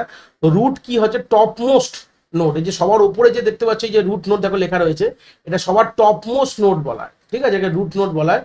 If it has no parents and serve as a starting node of all node in a tree. এখান থেকে আমাদের টোটাল এই প্রথমে যে দেখতে পাচ্ছ এটা যে আমাদের সে এর কোনো পেরেন্ট থাকে না, এটা স্টার্টিং নোড। ট্রি এখান থেকেই শুরু হচ্ছে ধরতে পারি, যেখান থেকে শুরু হয় তখন তাকে বলা হয় রুট নোড বলা হয়। এই দেখো নিচে যে লাস্টে যার কোনো চাইল্ড নেই তাকে কি বলা হয়, লিফ নোড বলা হয়। দেখো এই যে 5-এর কোনো চাইল্ড নেই, দেখো সব নাল মানে কি, তার কিছু নেই বলে চাইল্ড নেই। 5, হ্যাঁ, তারপরে যে 4 এর কোনো চাইল্ড নেই, 3-এর একটা সাইড নেই। তো যেগুলোতে কোনো তার চাইল্ড নেই, দেখো 3-এর তলায় 5 আছে, তাহলে 5-এর তলায় কেউ নেই, নাল মানে কিছু নেই। আর তার মানে 5টা হচ্ছে তোমার লিফ নোড। যে সবার শেষে থাকে তাকে বলা হয় লিফ নোড, যে সবার উপরে থাকে তখন তাকে বলা হয় রুট নোড, আর মাঝখানে যেগুলো থাকে তাকে বলা হয় ইন্টারমিডিয়েট নোড বলা হয়। যে 3 দেখতে পাচ্ছ, 4, এগুলো হচ্ছে ইন্টারমিডিয়েট নোড। হ্যাঁ, 4 অ্যাকচুয়ালি লিফ নোড হয়ে যাচ্ছে, কারণ কি 4-এর তলায় কিছু নেই, তো 4ও কিন্তু এটা কি নোড, লিফ নোড হয়ে গেল। 3 হচ্ছে ওয়ান কাইন্ড অফ কি নোড, এখানে এটা ইন্টারমিডিয়েট নোড। আমি যদি এটাকে আরো সুন্দর করে আঁকলে বুঝতে পারবো, ধরো না এরকম একটা দিয়েছি, এই এই এইরকম ভাবে যদি আমি এটা আঁকি তাহলে আরো জিনিসটা ক্লিয়ার হবে। তাহলে এইগুলো হচ্ছে আমাদের এই সবগুলো যা দেখতে পাচ্ছ লাস্টে, এগুলোকে বলা হয় লিফ নোড বলা হবে, অ্যারো অ্যারো দিয়ে লিখছি, লিফ নোড। এই এই এই দুটোকে কি বলা হবে, ইন্টারমিডিয়েট নোড বলা হবে, ইন্টারমিডিয়েট নোড। এটাকে রুট নোড বলা হবে। এই হচ্ছে বেসিক গল্প। তাহলে পেরেন্ট নোড বুঝতে হবে, যার যে নোডের দুটো চাইল্ড থাকবে তাকে পেরেন্ট নোড বলা হবে। চাইল্ড হচ্ছে সেই নোডের যারা ডিসেন্ডেন্ট, মানে পেরেন্ট, এই যে এইগুলোকে বলো, ধরে নাও এইটা ধরে নাও পেরেন্ট, এটাকে যদি পেরেন্ট নোড বলি তাহলে এইগুলোকে কি বলা হবে, চাইল্ড নোড বলা হবে। এটা যদি পেরেন্ট হয় তাহলে এই দুটো হচ্ছে তার চাইল্ড নোড, আর এই হচ্ছে তার পাশেরটা সিবলিং বলা, পরে ছবি দেখাবো, চিন্তা নেই। লিফ নোড মানে যে লাস্টের নোড, যার কোনো চিলড্রেন থাকে না। ইন্টারনাল নোড মানে যেটা রুট এবং লাস্টের বাদ দিয়ে যে ইন্টারমিডিয়েট নোডগুলো থাকে তখন তাকে বলা হয় ইন্টারনাল নোড। আর ডেপথ কথাটার মানে কি, যে কোনো number of edge from a specific node to the root node. ধরুন আমি যদি বলি এর ডেপথ কত আছে, কতগুলো এজ আছে, এখানে একটা এজ, এইগুলো এই যে লাইনগুলোকে বলা হয় এজ বলা হয়। এখানে একটা এজ, এখানে দুটো এজ, তাহলে এই যে রুট থেকে এটা কত নিচে রয়েছে এটাকে বলে ডেপথ অফ আ ট্রি বলা হয়। এটা ধরে নাও রুট ধরে নাও, আর এটা ধরে নাও সেই নোটটা যেটা আমি হাইলাইট করলাম, এটা কতটা নিচের দিকে রয়েছে, রুটের থেকে কত নিচে রয়েছে, তাহলে গুনবে কতগুলো এজ ছিল, দুটো এজ, মানে এখানে নাম্বার অফ ডেপথ কি হবে, এখানে 2 হয়ে যাবে। এই হচ্ছে বেসিক কিছু টার্মিনোলজিগুলো আমরা ক্লিয়ার করলাম। নেক্সট পার্টে চলে গেলাম যে হাইট মানে কি। হাইট মানে হচ্ছে যে আমাদের রুট নোট কতটা নিচের দিকে অব্দি নোট নেমেছে। দেখো এখানে দেখো, এই যে রুটকে সবসময় লেভেল 0 দিয়ে আমরা পয়েন্ট করি। তারপরে যে লেভেলটাকে বলে লেভেল 1, তারপর এটা লেভেল 2, তারপরে এটা হচ্ছে লেভেল 3, এটা হচ্ছে লেভেল 4। তার মানে কতগুলো লেভেল আছে, 4টে লেভেল। তাহলে হাইট কি, আমাদের হাইট হচ্ছে 4। হ্যাঁ, দেখো number of node from the deepest leaf node to the root node. এরকম ব্যাপার নেই এক একটা লেভেলে সবগুলো আমাদের নোট থাকতেই হবে, বাট যে একদম ভাববো যে রুট থেকে শুরু করে সব থেকে যে লাস্ট ডেপথের নোটটা আছে সেটাকে দেখবো কতগুলো লেভেল রয়েছে। সবসময় রুট নোট কিন্তু লেভেল 0 বলা হয়, এটা মাথায় রাখবে। তারপরেরটাকে লেভেল 1, লেভেল 2 এই করে করে আলটিমেটলি কতগুলো লেভেল এইভাবে বার করতে পারি, ঠিক আছে। এবার প্রপার্টি মানে কিছু ফর্মুলা থেকে প্রশ্ন এসছে, তো ফর্মুলাগুলো খুব ইম্পর্টেন্ট, মাথায় রাখতে হবে। বলছে maximum number of node at level এল। ধরে না এই লেভেলটাই দেখো, এই লেভেলটা তো লেভেল 4-এ কতগুলো নোড হতে পারে, বলছে 2 টু দি পাওয়ার এল। তাহলে এখানে দেখো 2 টু দি পাওয়ার 4 করে দেখো, তাহলে কত হবে, 8 হয়ে যাবে। এই সরি, 2 টু দি পাওয়ার 4 মানে 16, হ্যাঁ, 5 মানে 32। তাহলে এখানে আলটিমেট কতগুলো হতে পারতো, আমাদের 16খানা হতে পারতো ম্যাক্সিমাম। আছে কতগুলো সেটা বাদ দাও, 1 2 3 4 5 6টা আছে, বাট বাদ দিয়ে দাও। যে কোনো একটি লেভেল যদি আমি একটা প্রশ্ন ছোট করে দেখো কমপ্লিট দেখাই, এই একটা দেখো এখানে দুটো রয়েছে, তাহলে এটা হচ্ছে লেভেল 1, তাই তো। লেভেল 1-এ কতগুলো ম্যাক্সিমাম হতে পারে, দেখো 2 টু দি পাওয়ার 1 মানে 2, দেখো দুটোই কিন্তু ম্যাক্সিমাম হতে পারে। দুটোর জায়গায় একটাও থাকতে পারে, এরকম কোনো অসুবিধা নেই, দুটো থাকবে এরকম তো কোনো মানে নেই, বাট ম্যাক্সিমাম কতগুলো হতে পারে, দুটো, এরকম ভাবে এটা এই ফর্মুলাগুলো মাথায় রাখতে হবে। তো maximum number of node in binary tree কি হবে, অফ হাইট h 2^h-1।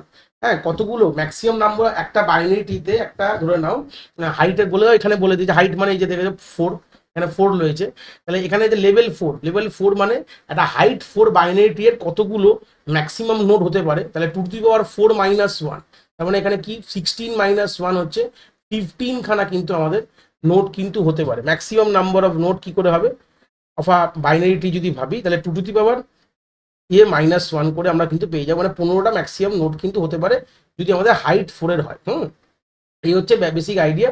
তো এবার হচ্ছে গল্প বলতে চাইছে যে টোটাল নাম্বার অফ কি বলছে, leaf node in a binary tree, কতগুলো লিফ নোড হবে, যে total number of node of with 2 children plus 1, একটা কতগুলো লিফ নোড হবে, একটা লিফ নোড মানে এইগুলোকে লিফ নোড বলা হয়, একটা বাইনারিতে কতগুলো লিফ নোড হতে পারে, বলছে যেসব নোডগুলোর দুটো চিলড্রেন আছে, এরকম কতগুলো নোডের দুটো চিলড্রেন, তার থেকে 1 যোগ করে দাও, ততগুলো আমার লিফ নোড হবে।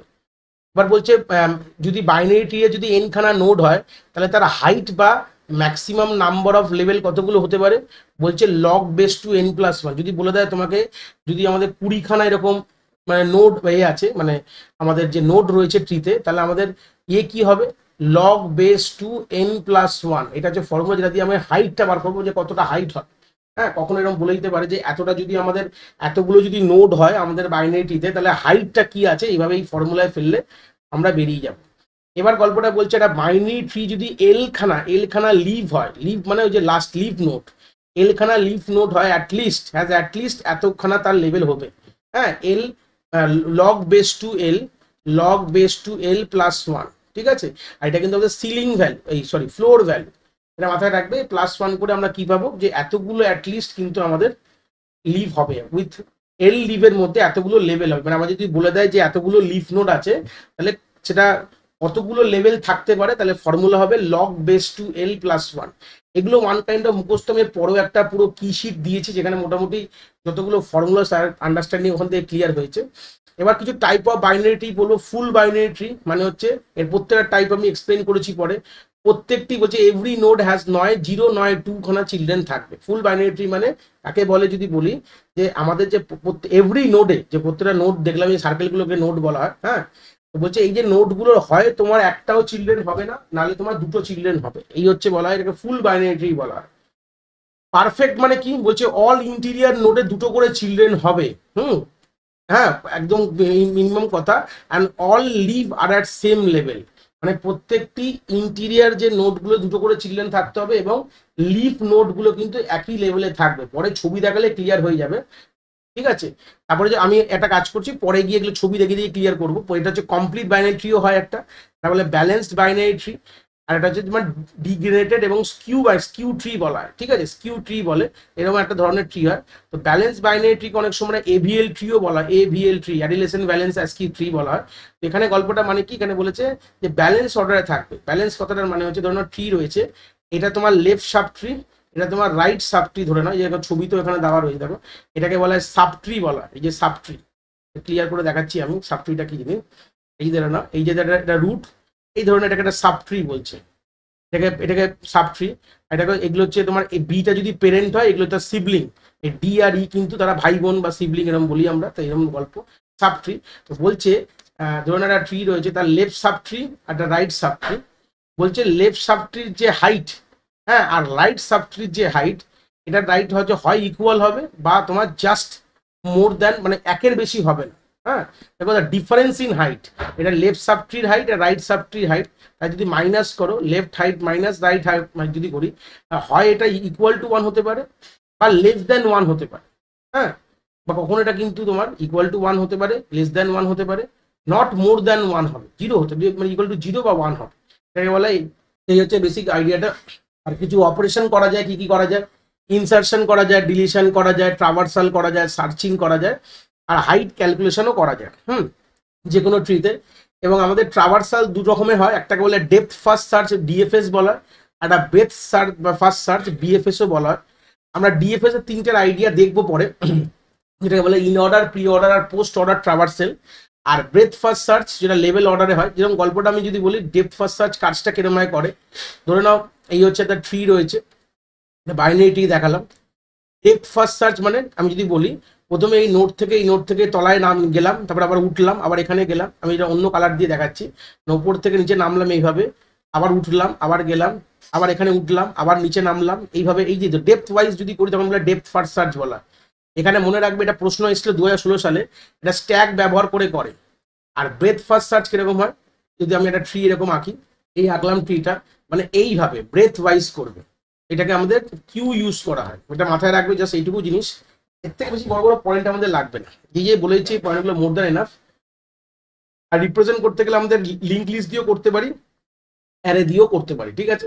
কিছু কিছু অ্যাপ্লিকেশনস আছে আমাদের, সেই কিছু দেখতে পাচ্ছ, আর এগুলো নিয়ে খুব একটা কথা বলবো না, যে প্রায়োরিটি কিউতে, হাফম্যান কোডিংয়ে, বাইনারি সার্চ ট্রি, এগুলো কিছু কিছু আছে, এক্সএমএল পার্সিং, এক্সপ্রেশন ট্রিতে ইউজ করা, তো আমাদের এটা নিয়ে খুব ইম্পর্টেন্ট না।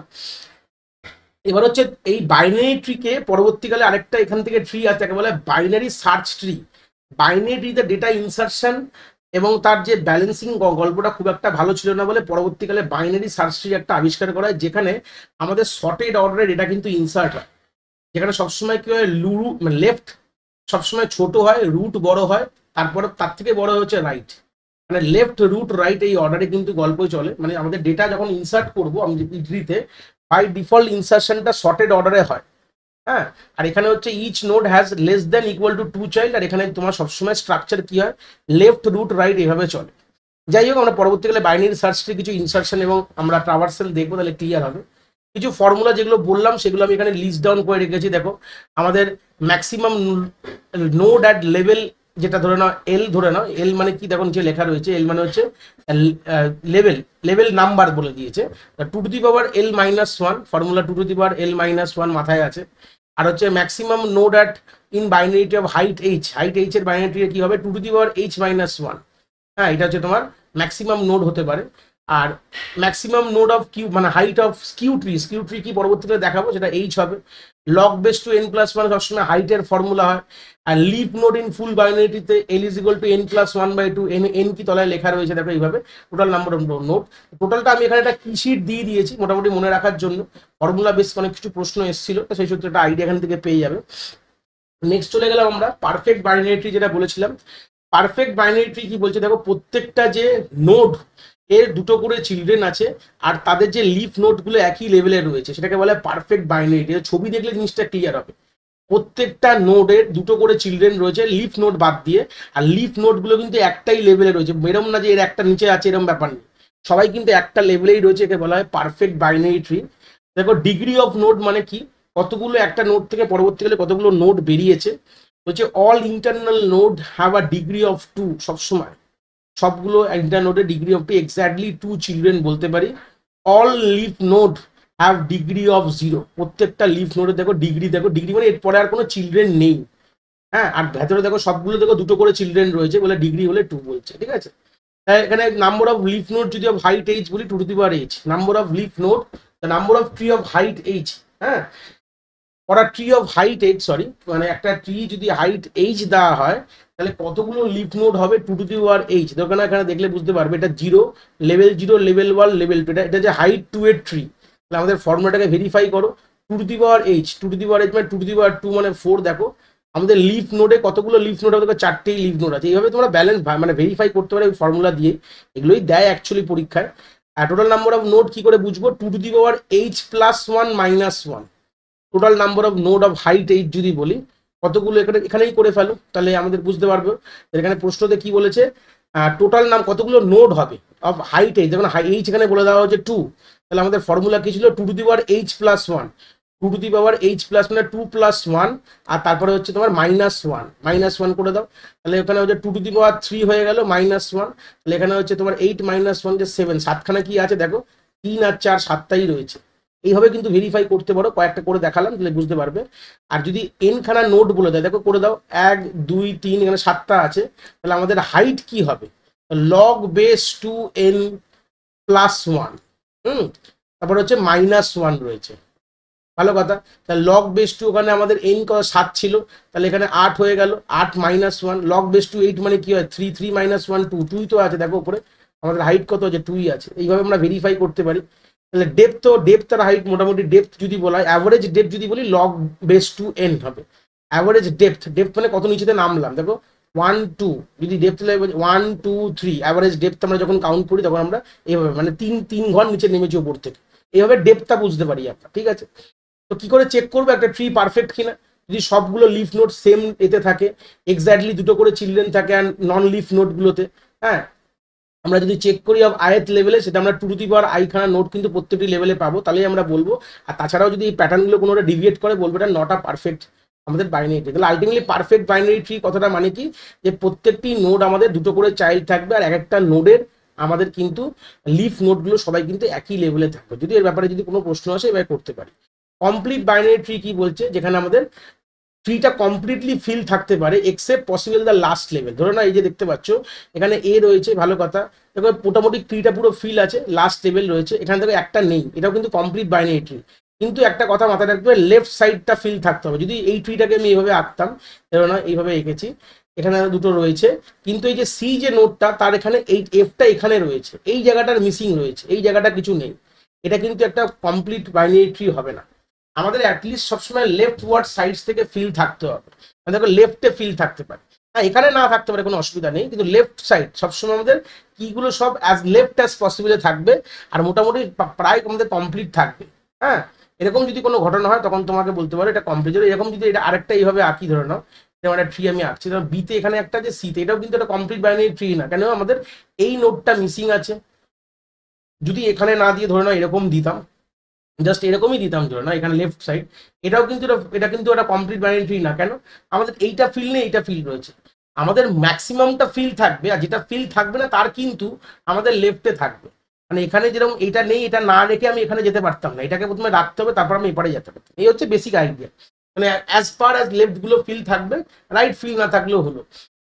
এই ছবি থেকে এক্সপ্রেশন আছে রুট, যেখানে নো পেরেন্টস, এটা এ হচ্ছে রুট, এখান থেকে চাইল্ড হচ্ছে বি আর এফ আছে, দেখো বি আর এখানে সি হচ্ছে তার এর চাইল্ড বলতে পারো, চাইল্ড নোট দ্যাট কামিং থেকে, যেটা বি হচ্ছে চাইল্ড অফ এ, এর চাইল্ড ধরে নাও, আর এখানে তোমার কি রয়েছে, এফ হচ্ছে চাইল্ড অফ সি এখানে বলা রয়েছে।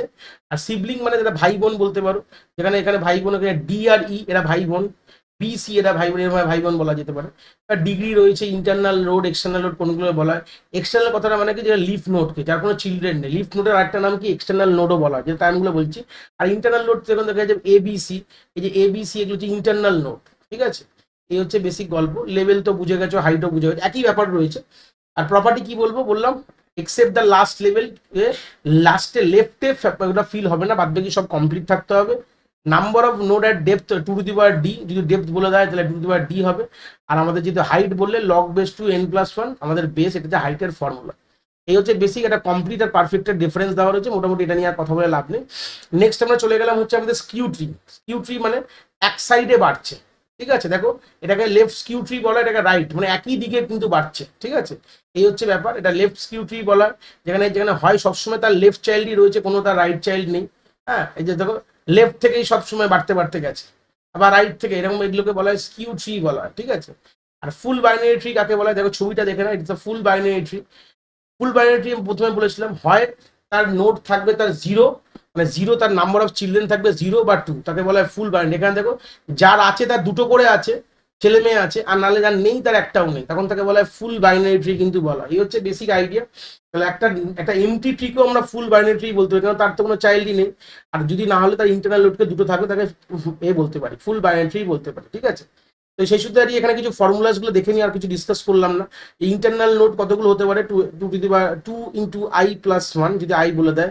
আর টোটাল নোড এখানে n আছে, লিফ নোড গুলো n, এগুলো নিচে থেকে বাড়িতে একবার এগুলোকে মানে একটা ট্রি এঁকে এগুলোকে ভেরিফাই করে দেখবে যে সবকিছু ঠিক আসছে কিনা, মোটা তাহলে একটা আইডিয়া ক্লিয়ার হয়ে যাবে। মানে মোটামুটি তার প্রপার্টিস গুলো মোটামুটি বলা রয়েছে। এই হচ্ছে বেসিক আইডিয়া, এর থেকে বেশি লাগবে না।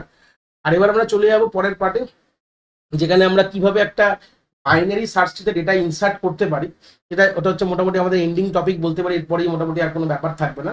তো সবসময় বলা হয় যে কোনো ভ্যালু যদি আমার ছোট হয় কারেন্ট নোডের থেকে, আমরা গো লেফটের দিকে যাব, যে কোনো ভ্যালু যদি আমাদের গ্রেটার দ্যান হয় কারেন্ট নোডের থেকে, তাহলে আমরা রাইটের দিকে যাবো। যেমন এক্সাম্পল যদি বলি, এটা দেখলে ক্লিয়ার হবে। 50 হচ্ছে স্টার্টিং, বলছে এই ডেটাগুলোকে একটা ট্রি বানিয়ে দাও এটা দিয়ে।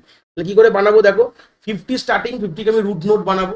এবার 30কে চেক করবো যে 50-র সাথে ছোট না বড়। তাহলে আমাদের কি ছিল, ছোট। ছোট হলে কি বলেছিলাম আমরা, বাঁ দিকে যাবো। তাহলে এখানে 30 এখানে বসিয়েছি। 70 50 থেকে বড় বলে এখানে বসিয়েছি। 20 প্রথমে চেক করলাম 50কে, 50 থেকে কি আছে ছোট, ভালো কথা। আবার নেক্সটকে 30 থেকে ছোট, তাই জন্য আমরা এখানে এসেছি, বসিয়ে দিয়েছি। নেক্সট 40 আছে, 50 থেকে ছোট, 30 থেকে বড় বলে এখানে বসিয়ে দিয়েছি, ঠিক আছে। আবার 60 এসছে, 50 থেকে বড়, 70 থেকে ছোট বলে এখানে নিয়ে এসছি। কারেন্ট নোটকে চেক করবো, প্রত্যেকটা নোটকে চেক করে দেখবো, যার থেকে ছোট সেখানে খালি থাকলে সেখানে বসিয়ে দেবো। 80 50 থেকে বড়, 70 থেকে বড়, তাই জন্য আমি এখানে খালি ছিল এখানে বসিয়ে দিয়েছি। এরকম ভাবে জিনিসটাকে ফিল করবো। এবারে ট্রাভার্সিং গুলো করবো, দেখলে ক্লিয়ার হয়ে যাবে। এবার বাইনারি সার্চ থেকে ট্রাভার্সাল, যেটা বলে ডেপথ ফার্স্ট ট্রাভার্সাল পড়লাম, 3 রকম হয়। একটা ইন অর্ডার ট্রাভার্সাল হয়, বলছে লেফট তারপরে রুট তারপরে রাইট। প্রথমে লেফটকে লেখো, তারপরে রুট তারপরে রাইট, এইভাবে হবে। প্রি অর্ডার কি বলা হয়, রুট আগে তারপরে লেফট রাইট। অনেক সময় একটা ট্রি ছবি দিয়ে আমাদের ট্রাভার্সালে অপশনে আমাদের দিতে পারে, এরকম অপশন দিতে পারে, কোনো অসুবিধা নেই, এরকম প্রশ্ন। আর পোস্ট অর্ডার মানে প্রথমে লেফট তারপরে রাইট তারপরে হচ্ছে রুট। এই অর্ডারে কিন্তু আমাদের বাইনারি সার্চ ট্রাভার্সাল হয়। তো সেই সূত্রে দাঁড়িয়ে কিছু এখান থেকে একটা এক্সাম্পল দিলে ক্লিয়ার হবে। এই হচ্ছে ট্রিটা রয়েছে। প্রথমে ইন অর্ডার ট্রাভার্সালটা দেখাবো। ইন অর্ডার ট্রাভার্সাল কি ছিল, প্রথমে আমি এখান থেকে ইন অর্ডার ট্রাভার্সালটাকে আরেকবার দেখে নাও। বলেছে লেফট রুট রাইট, হ্যাঁ লেফট রুট রাইট। তাহলে ফার্স্ট এখানে লেখো লেফট, তারপরে রুট আর ডব্লিউটি লিখলাম, এটা রাইট হয়ে গেল। তাহলে ফার্স্ট হচ্ছে আমি যখন এখান থেকে শুরু করবো, প্রথমে 50, লেফটে যাও। 50 লেফটে কে আছে, এখানে আমি অন্য পেন দিচ্ছি। 50 তার লেফটে 30, তার লেফটে 20, তাহলে এক্সট্রিম লেফটে 20, তার 20 ফার্স্ট লিখলাম, লেফট পেয়ে গেলাম। তারপর কি আসবো, এরপরে কিছু নেই, ভালো কথা। একদম কর্নারে খুঁজতে খুঁজতে কর্নারে চলে আসলাম, মানে সব থেকে এক্সট্রিম লেফট 20। তারপর তার রুট কে আছে 30, তাই 30 লিখেছো। তারপরে তার রাইটে কে আছে, তারপরে 40, তাই যে 40 লিখেছো। এবার ঘুরে কোথায় যাবো, উপরে উঠবো। মানে এই দেখো আমি ডেপথ সার্চ বলেছিলাম, এই করে করে আসলাম, এই গেলাম, এই হয়ে গেল। তাহলে আমরা এক্সট্রিম হয়ে গেল। এরপর কে উঠবো, এবার আবার এখানে উঠলাম, রুটে গেলাম। তো রুটে কে আছে, 50 আছে, ভালো কথা। তারপর আবার এখানে এখন নামলাম, এটা হচ্ছে 70, দেখো তার এক্সট্রিমে কে আছে, দেখো 60, 60 এখানে লিখেছি। তার উপরে যখন গেলাম কি পেলাম, 70, তার এখানে এখন আসলাম কি পেলাম, 80। দেখো left root right, left root right. হ্যাঁ, প্রথমে আমি লেফট সাবট্রিকে ট্রাভার্স করলাম, তারপরে রুট, তারপরে রাইট সাবট্রি, এইভাবে ভাবতে পারো। তাহলে এখানে left subtree, root, right subtree. এবার লেফট সাবট্রিটাকে আবার ভাঙো, হ্যাঁ এইভাবে ভাঙতে থাকবে। যেরকম আমি যদি বলি, এই ধরে নাও গল্পতে, এইভাবে যদি আমি রাখি, এটা হচ্ছে আমার লেফট সাবট্রি, এটা রুট, এটা হচ্ছে আমাদের রাইট সাবট্রি। যদি এভাবে ভাবো, লেফট সাবট্রি, রাইট সাবট্রি হয়ে গেল। তাহলে এর মধ্যেও তো এরকম তো কিছু ছোটখাটো নোট ফোট আছে, হ্যাঁ এরকম ধরনের আজ হতেই পারে, এরকম মানে কানেকশন রয়েছিল এর মধ্যে, এরকম ভাবে রয়েছে। তাহলে আমি আবার তার আবার এখানে যখন আসলাম, এর আবার সাবট্রিতে লেফটে চলে গেলাম, তার লেফটে হচ্ছে এ। তাহলে এ আর কি একলাই, তাই লিখে দাও। এবার এ হয়ে গেল, তারপর তার রুট হচ্ছে এইটা, তার রুট হচ্ছে, তারপরে হচ্ছে এইটা হয়ে যাওয়ার পর এটা হচ্ছে তার রুট, তারপর আবার এখানে চলে আসলাম, ঠিক আছে।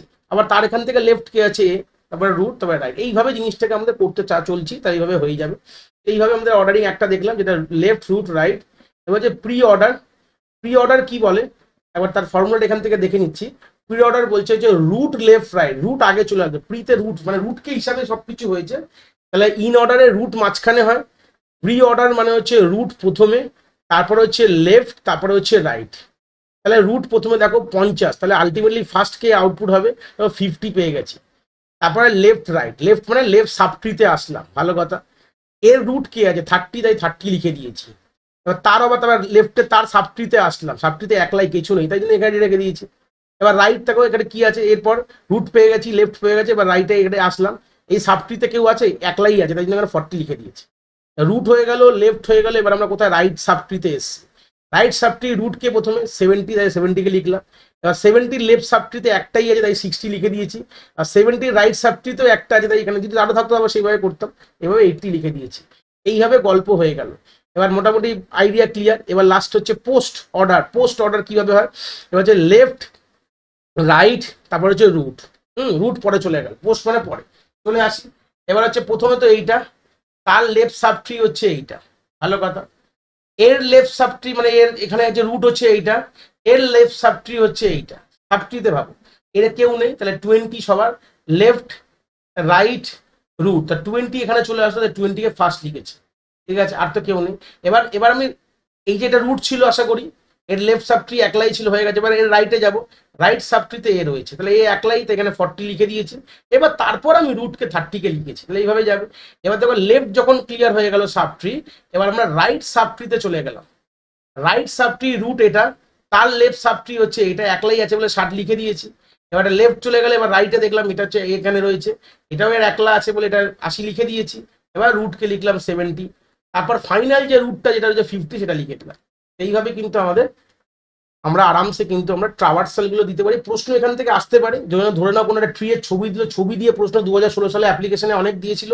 তো ছবি দিয়ে দেওয়ার পর আমাদের কিন্তু এরকম বলতে পারে তার এই অর্ডারিংটা কি হবে, 4-5টা অপশন দিয়ে দিল, সেখান থেকে আমাদের কারেক্টটা মারতে হতে পারে। তো ট্রাভার্সিং আমাদের এই ট্রিটা যেহেতু সিলেবাসে নেই, এখান থেকে একটা কথাই আমি বলবো, কি কি জিনিস ইম্পর্টেন্ট, কয়েকটা ফর্মুলা যেগুলো দেখালাম, ফর্মুলাগুলো তার হাইটের ফর্মুলা, একটা লেভেলে কতগুলো নোড হবে, কমপ্লিট ট্রিতে কি হবে তার, এবং প্রত্যেকটা ট্রি এর নামগুলো কি, তার এগুলো, এই কয়েকটা জিনিস আমাদের মাথায় রাখতে হবে।